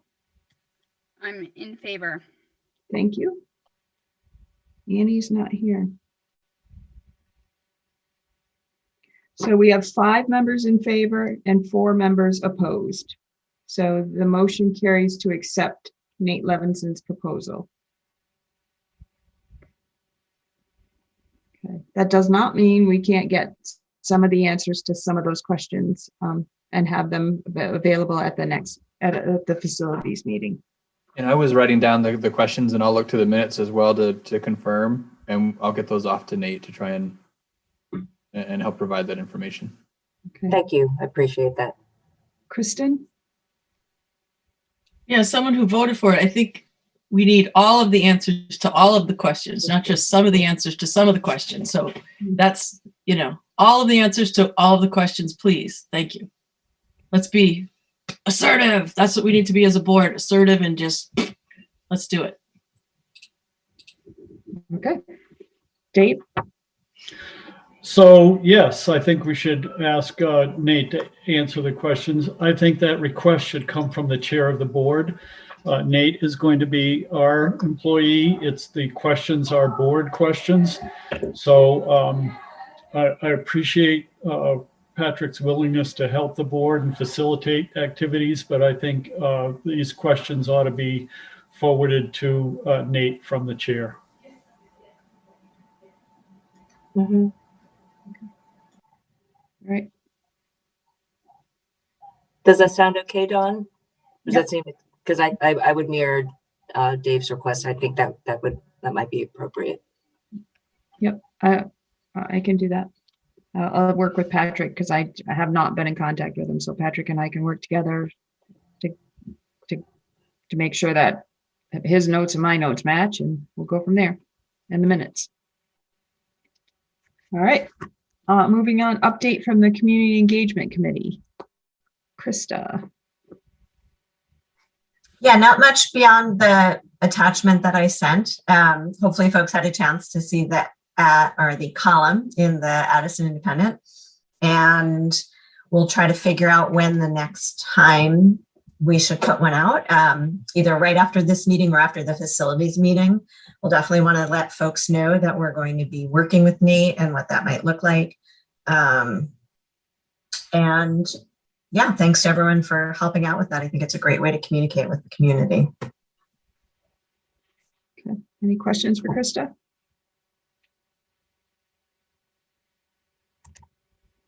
All right, moving on. Next is the VSBA legislative update. Dave? Oops, you're muted. Thank you. I'm reporting from Colorado, and of course I forgot my files back at home in Bristol, so I'll do my best from memory. I wanted to, and I will give a more complete end of session report next meeting. I did want to highlight the note that Rob sent around. Was an article in the Vermont Business Magazine, was accurate. The governor has expressed his desire not to veto anything else. So we can be reasonably assured that the bills that have been sent to his desk will become law. They do suspend the high spending threshold for 2 years, 22 and 23, and ask the waiting study committee, forms a waiting study committee and implementation waiting study committee to bring back to the legislature a process to implement the waiting study. Included in that proposal is a request to re-examine the high spending threshold, whether it should be abandoned entirely or whether it should be modified going forward. So that's wonderful in the sense that we can, any school district in the state can broach the current restrictive, what I believe to be extraordinarily restrictive high spending threshold because of its current design. However, you know, the board and our administration should be cautious because we still have to pay taxes. Rates will be decided for the members of our community based on our per pupil spending. So while the construction money will not be part of the high threshold calculation because it's being suspended, and other factors, we still have to pay the bill in the end. We still have to pay the bill for educating our students. This would seemingly require Floyd to recalibrate his spreadsheet to so that we can plug numbers in or work with budget possibilities without the high spending threshold calculation as part of that. But we still want to know what the tax implications are for our community members, both the income tax and the property tax rates. Oh, geez, there was another important, the other really important thing is that OPEB, the retired teachers benefits, health and other benefits amounting to 13.8 million will be taken out of the education fund. I and your state board members and others, maybe perhaps you all wrote, I would hope, to try to encourage our legislators to not do that, though that was unsuccessful, and that will increase our citizens' property tax rates roughly a penny for property taxpayers and some percentage for our income taxpayers across the state. So that was not good news. And furthermore, the OPEB requirements will expand considerably in the coming years. So that's particularly problematic for us when we think about how to pay our taxes as individuals and how to structure school budgets as a board. So those two things in particular. There were some changes to how healthcare benefits were negotiated for school employees. The School Boards Association advocated vigorously for changes that would benefit employers, our school boards across the state. They were not successful by and large. There weren't any really significant changes, but the changes that I believe, and I will give better detail about this at our next meeting, but I believe the changes were relatively minor, but benefited the employees more than the employers in general, if you wanted to categorize it in general terms. So that's the report I have at the moment. Are there any questions? I see Liz's hand is up. I did because I'm not all the way through. I'm not all the way caught up. So I didn't know if you had heard something about that if schools were to supplant some of their costs with ESSER funds that would usually be cost covered by the state, that they might then use that money instead to make a large one-time payment into the pension funds from that. So to like make some progress there. So I haven't gotten far enough to know if that happened or not, but I thought that was, I don't know if you knew better. So part of that S13 bill that was the waiting study bill did put 140 million into teachers' pensions. It was not clear to me where that money was coming from. So I'll find out more details. Okay. All right. Any other questions? Okay. All right. The next item is a discussion item. We received a resolution from one of our neighboring school districts. So it was an opportunity to decide whether this one was something we would like to adopt or just to have a discussion about. It was just shared with us. So, Dave? Nope, you're muted again. With regard to resolutions, I forwarded 3 resolutions that so anyone could submit a proposal for a resolution. Any board member could move forward with that. I would like comments from the board as to whether they think any of or all of those proposals that I put forward are reasonable.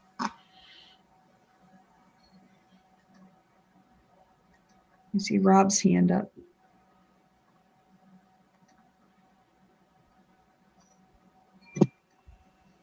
Would you like that feedback now, Dave, or over email? I support them. So I guess that's where I'll stay with that at the moment. Now would be good from.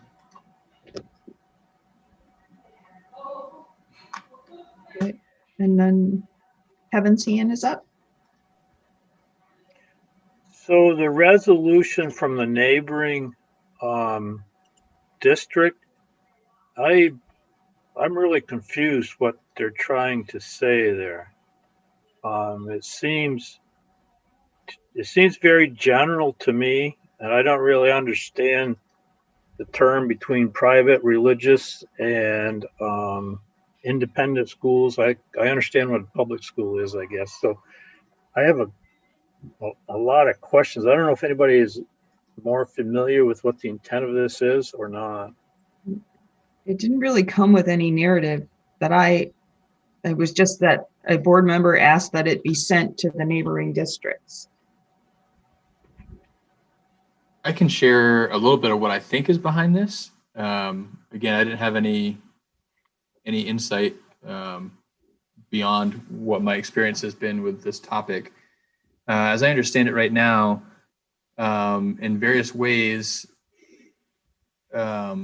independent and other independent sort of religious schools, other schools that are not. If you understand what public schools are, all the other ones, in various ways, receive some public funds, only they don't have the same requirements or expectations or sort of ethical practices around students that are accepted or not accepted into their programming. For example, theoretically, there may be schools that receive public dollars instead of public schools receiving those dollars, who don't allow students that are on IEPs to attend their school.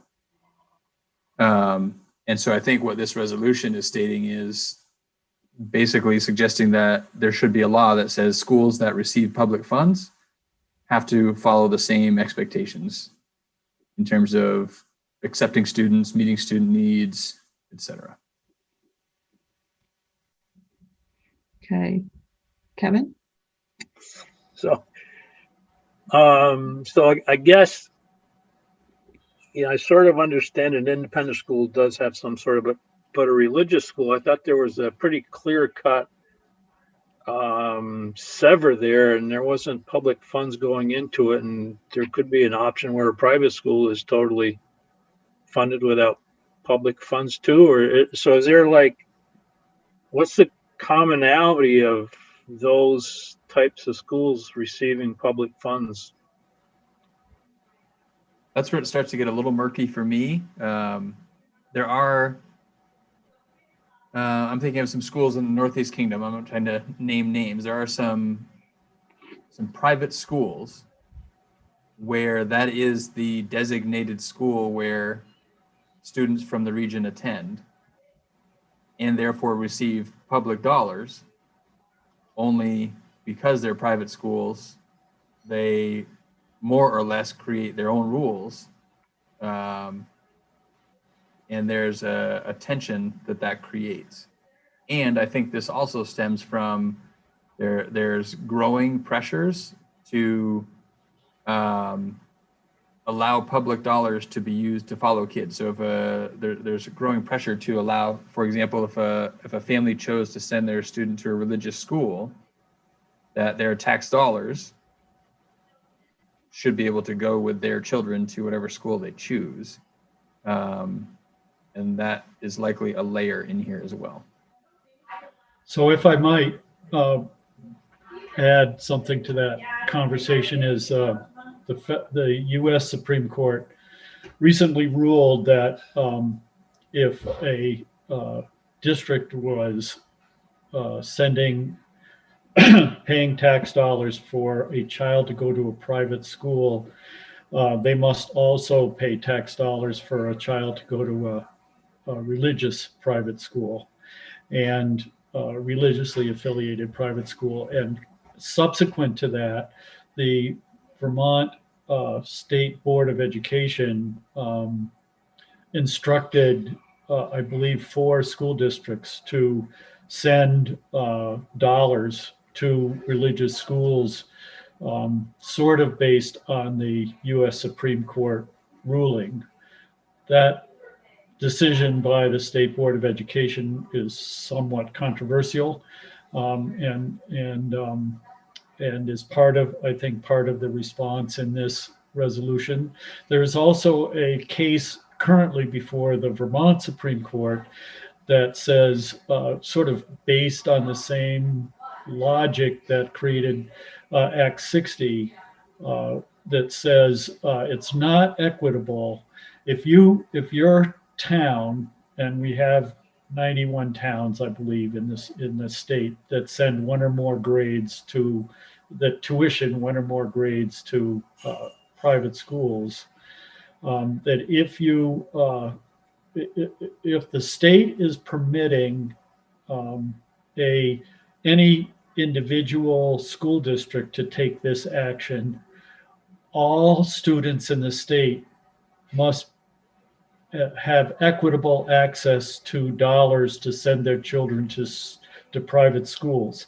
Now, if that, and I might be misrepresenting the arguments before the Supreme Court to a certain extent, because I'm not a lawyer and I'm not intimately familiar with these, but in general, I would say, you know, if this decision by the Vermont Supreme Court agrees with the appellants, that that could force our district to say, you know, any one of our students that wishes to go to a religious school or a private school in Sweden, we spent, when I was in the legislature, we had school districts paying tuition for students in Sweden and Argentina, among other places around the world, that they could take this voucher, which currently is in the $15,000 to $16,000 range,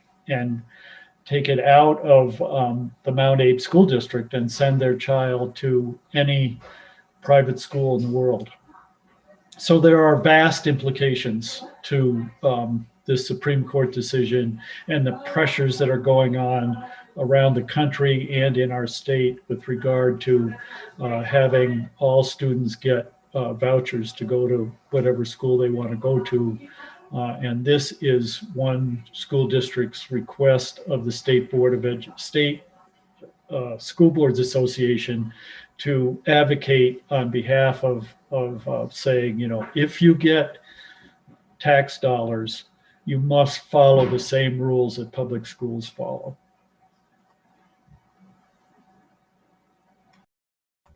Okay, Kristen. Yeah, I agree with that sentiment. So are they asking us to send a similar thing or sign on to theirs, or just making us aware of it? The other thing is that does anyone know if any of the private or religious schools that might get tax money are for profit, or are most religious and private schools nonprofit? I'm not sure about that. I just didn't know if anyone knew about that. Thank you. I don't have an answer to that. So I can't answer that in specific, Kristen, but I would say that we have virtually every variety of school that exists. We have in Vermont. We don't call them charter schools, but there are a number of schools that follow the same rules as charter schools. We call them independent schools. Brad. Just on that last point, I think that primarily the independent schools and quote unquote private schools are all nonprofits. Okay. And Kevin, is your hand up again? No, okay. And Dave, is your hand up again? Okay. All right. It just, I just brought it up for consideration. Oh, Kristen, do you have another comment? Sorry, yeah, just in regards to equity for all students, that seems like the schools have to meet the needs of all students if they're getting tax money. Yeah. Dave? Oh, you're muted. How are we going to handle this? Are you going to go through the roll call and do a vote on this resolution and on the 3 resolutions I've proposed? Or am I just going to mail these in and say some board members like it? How is the process going to work? So typically, if board members support it, we take action, and we don't have these as action items. If the board wants to take action on some items, then we'll have to put them on the agenda again and do them as action. At this point, it's a discussion.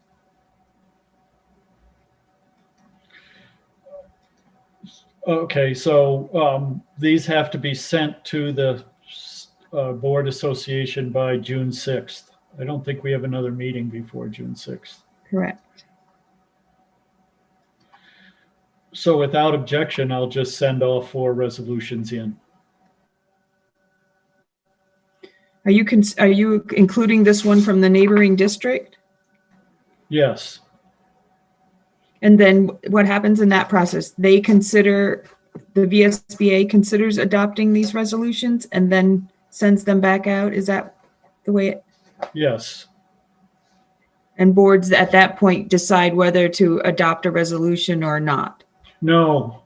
They will adopt resolutions and they will advertise them and they will lobby and advocate for the resolutions they pass. So that's why it would be helpful if I had some indication of board support for any or all of the resolutions. Can I ask clarification? This is Sandy. Sure. Thanks. I remember seeing the news piece when this came by and wondering, wow, that is a big decision by the state school board. But am I correct that as of now, it's really only for tuitioning districts? So if they don't have a high school and a child then gets to be tuitioned to any, schools of their choice, that they have to include the choice of a religious school. At least that's how I read the news piece. Is there the question that might actually become broader beyond tuitioning districts? Yes, I probably didn't describe it very well, but the tuitioning district's decision, and it's, I don't think the state board of, let me get these terms right. I don't think the state board of education required all tuitioning districts to follow this rule, it seems to me, and that's what's sort of controversial about it. It was just a few selective districts that were required to follow this rule. So I don't fully understand what's going on here.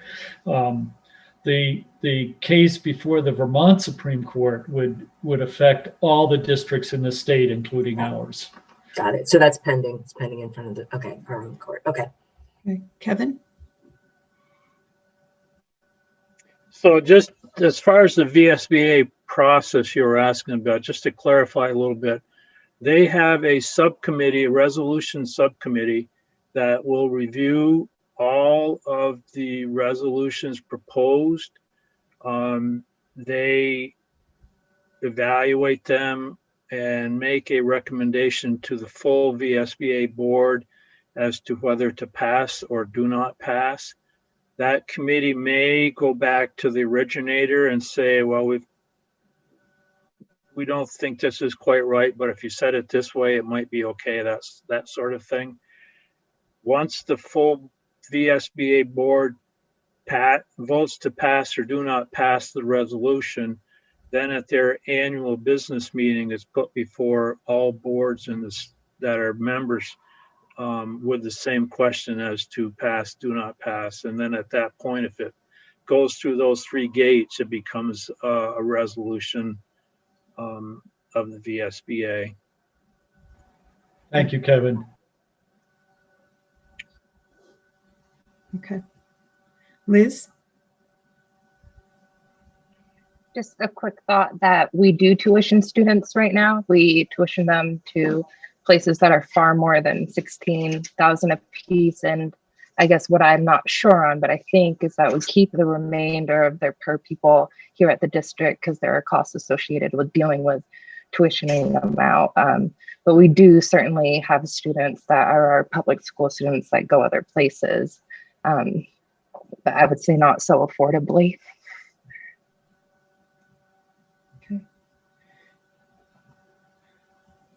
All right. Kevin, is that hand from before? Yep. Okay. All right. So I guess, Dave, you'll forward what you have on and the VSBA will work through, and when they're at the point where you're going to vote on them, we will have had another meeting and you will have a clearer idea of what they're recommending or not recommending in these resolutions. Okay. If I understood Kevin's process correctly. Yeah. Okay. All right.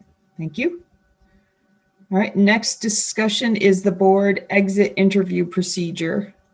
That was included I have not received any feedback at this point. If you have any feedback, you can send it individually to me and I can make adjustments if it's needed, or otherwise in the consent agenda at our next business meeting to accept as a board procedure, and then we can begin using it.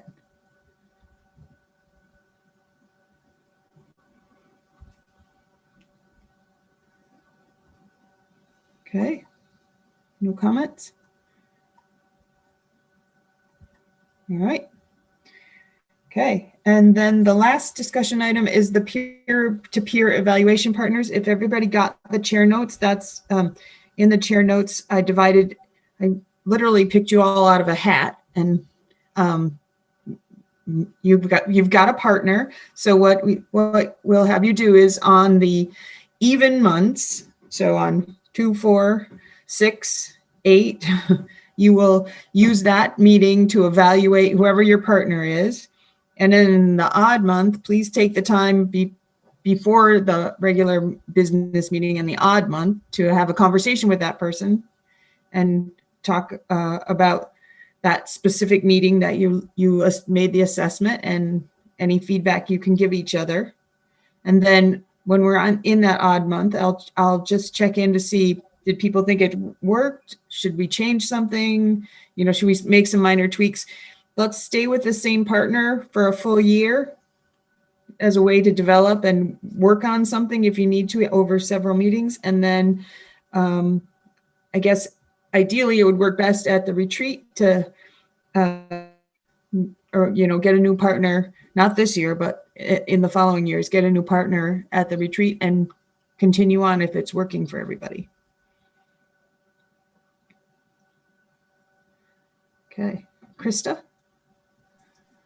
Yeah, I just wanted to say thanks. I appreciate the exit interview, the vacancy filling process, and then this. I feel like we're, you know, tightening up a lot of our work. And I think this one in particular is going to be really helpful for new and old board members. So I know you did a lot behind the scenes on it. So thank you. Thank you. It really will give us a chance to connect with each other when we're not at the table and sort of work on stuff together. So Sarah? Do you have a suggestion for starting it? Maybe not so much like in an evaluative way and more of an introductory way on the first, since we do have like this kind of gap. I think that would be really helpful to have, you know, just a conversation about something totally different, or if that's acceptable as a good starting point. Well, you could work with your partner and say, you know, maybe you say, here's something I kind of think I might have some problems with or need some help with. Would you look at this just as we get started? Would you focus on this and, you know, maybe use that as a way with each other to connect? Or, you know, or maybe you talk ahead of time and decide we're just going to do it all. And let's try it this way with each other. Kristen? What is the plan for us to start meeting in person? Because that's kind of happening like as a landslide everywhere. I mean, I've been working with people every day of the week since last July, so I'm fully vaccinated. You know, I mean, it seems like that might be something we could do, even if it's nice weather. We can meet outside. I just went to a baseball game tonight. Everyone could take their mask off and sit sort of near each other. So it seems like things are normalizing. And when would we do that? Well, as far as using a building, I think, Patrick, I'm going to lean on you a little for this because I'm not sure what guidelines you still have up on buildings and or that you have to follow around buildings. Well, it's only fitting that we finish out this pandemic year the way the pandemic began, which is with evolving guidance. So as it stands currently, as authorized under the governor's executive order, the Agency of Education issues guidance, which currently states visitors are not to be in buildings, and that includes board members. So hosting a school board in a school building right now would be out of compliance with the guidance. Having said that, we are very close to the governor's executive order being lifted, maybe by the end of this week, in which case the Agency of Education no longer has the authority to be issuing the guidance. That would be contrary to the governor's order. And basically all bets then are off, and it's up to schools to figure out what to do about that with the last few weeks of school. The general disposition that I've been getting from my colleagues in the Champlain Valley region are, we need to maintain status quo for the last few days of school rather than change things completely. And so I would advocate for, as soon as possible after school's out, to hold board meetings in person, and then we can host them in school buildings if that makes sense. So to me, that probably means starting with the board retreat. I think we can have the board retreat in person. It's offsite anyway. And meetings from that point forward, I think we can have in person. As to the extent the board desires, I think it's good for the board to have a conversation about the pros and cons, because they exist in both scenarios. And then presumably if we want to meet in person, we start that at the retreat, and then all the meetings next year could be scheduled in person, or you could alternate virtual and in person. I think there are pros and cons to accessibility, right? It's a lot easier for some people to attend virtual board meetings because they get on their computer, click on, there's no transportation, etc. And the conversation isn't as rich as when we're together. So it's worth talking that through. I would only ask, please let's not try hybrid, because that's just a mess. So I guess the answer is, as soon as we can, we're going to meet in person. Just as soon as we can get there. All right. Any other questions about the peer-to-peer evaluation or assessment, whatever you want to call it? All right. Okay, and we are not in need of an executive session that I know of. So is there any public comment? I'm going to go to Mike Fisher and see if his sound is, or his audio is back. I am back. I was attempting to give a comment from the wonderful town of Starksboro. That did not work. Now I'm in Lincoln and I think I have connectivity. I really wanted to, I guess I have two comments. One of them is I really wanted to emphasize something Nancy said at the beginning, and maybe stated just a little bit stronger. Please don't wait for the merger study committee to look at opportunities for savings by joining with neighboring schools for administrative functions. I suggest that the board direct the superintendent to evaluate opportunities to join with any or all Addison County schools through an MOU to combine purely administrative functions such as payroll, HR, financial services, and I don't know what else. If there are savings, evaluate this. And if there are opportunities for savings, I sure hope we move in that direction. I just want to remind a few people may remember this. I think a few of us said this pretty clearly a few years ago during the last merger study committee. There are things that can be done that don't take a change in governance. And I hope we won't wait to have that change in governance discussion to evaluate and act on if there's anything to be done there.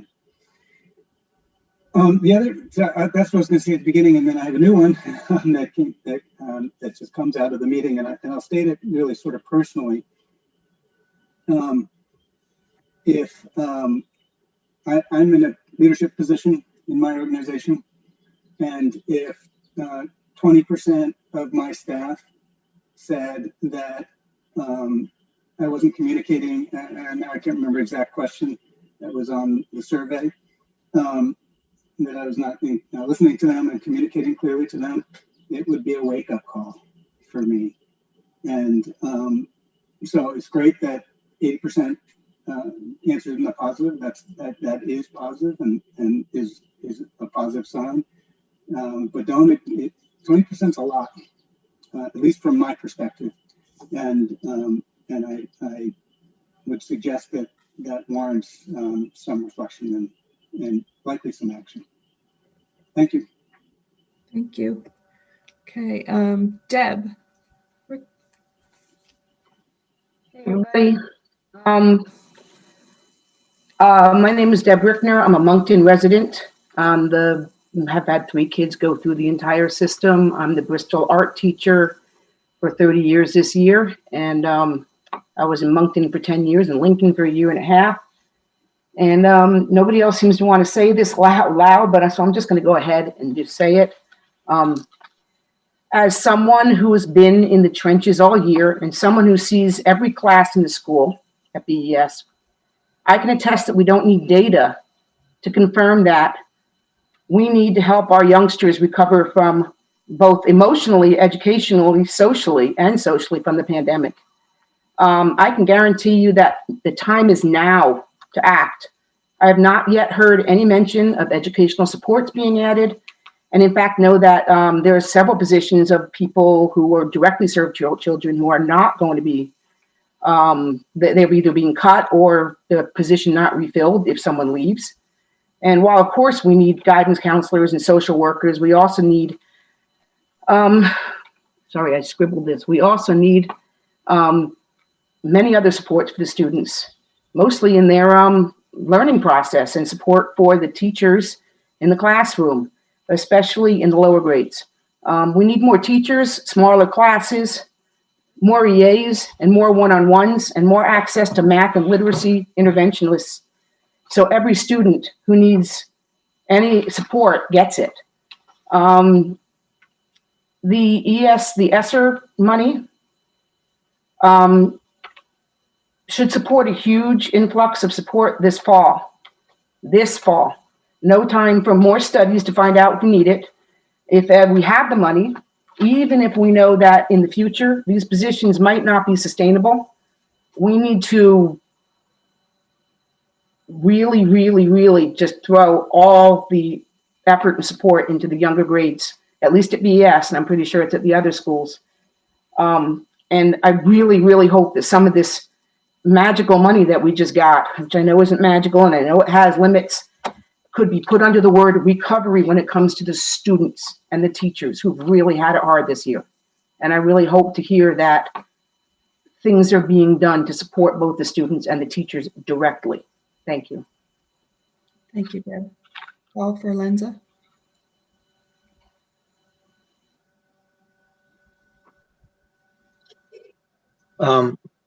This is really addressed to Patrick. My understanding is, and I understand for operational reasons why you would make some decisions about staffing now in the various schools, because you do have a budget to meet. But I'm sort of wondering, and my understanding, maybe it's wrong, but Stocksboro and Lincoln have both lost, for a better term, 2 positions for FY23. I'm wondering how you make those decisions knowing that there is proposals out there which is going to sort of set the pace and the tone for future years. Have a strategy about how those might mesh, or are you simply saying, I need to make a decision today based on what I know? Thanks.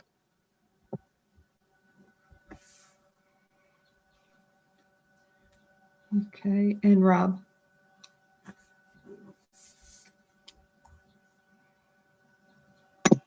A comment I wanted to make, I was going to make it, but I didn't get a chance to pull out of the consent agenda. But I wanted to acknowledge sentiment that Ryan Mora, I don't know him personally, but I've heard of his expertise in the classroom in regards to him moving from our district because of its uncertain future, and that's just a real bummer to lose young, energetic, passionate folks. And on the back end of that, some other folks that may be stepping away early because of that same uncertain future. And that, as a parent of a future student in this district, I'm bummed to see that. And secondly, as we get closer to the end of the school year, I do want to express, as the child of two public school educators, career educators, that how thankful I am for all the work that not only teachers, but our staff, our admin have done throughout this school year and throughout this year. You is one of my favorite folks. Pete Buttigieg put it, teachers should be respected like warriors and compensated like doctors. And so I just want to acknowledge, because I know that there's folks on tonight that have been in the trenches.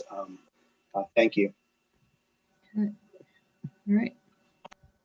Not seeing any more hands. Okay. Oh, Kristen. I'm going to cry. I want to congratulate the class of 2021. They've been through a lot, and God bless them all, and I wish them well in their future, because I know it's been really hard. And I know that this week we're able to salute them by sponsoring them and doing a little bit for them at the school. But wow, they did it. It's awesome. It's really awesome. Okay, thank you. All right.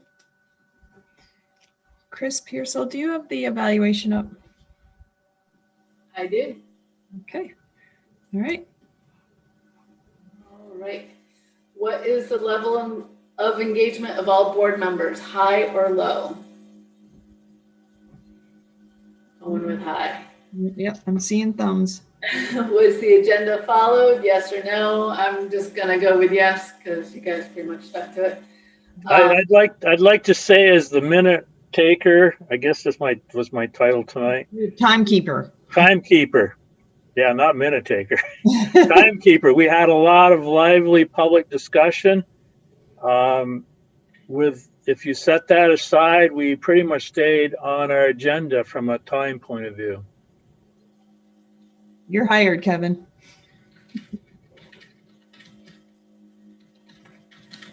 All right. Does the chair effectively establish the agenda and materials for distribution to the board? Yes or no? Yes. Yep, thumbs. Any comments?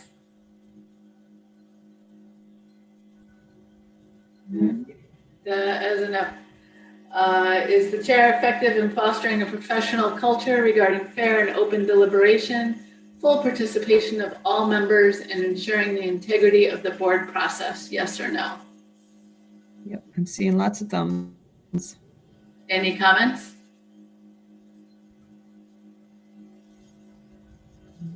Nope. Okay. Other feedback for the chair?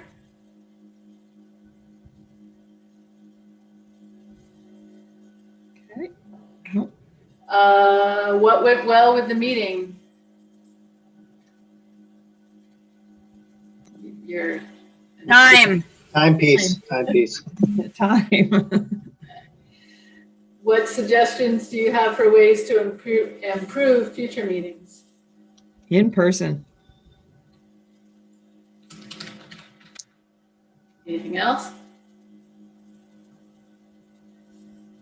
All right, that's a wrap. All right. So is there a motion to adjourn at 8:28? So moved, Andrew. Andrew? Second, Sarah. Thank you, Sarah. All right. All those in favor of adjourning at 8:28, please say aye. Aye. Aye. Any opposed? Any abstentions? All right. Thank you. See you in a couple weeks. Yeah.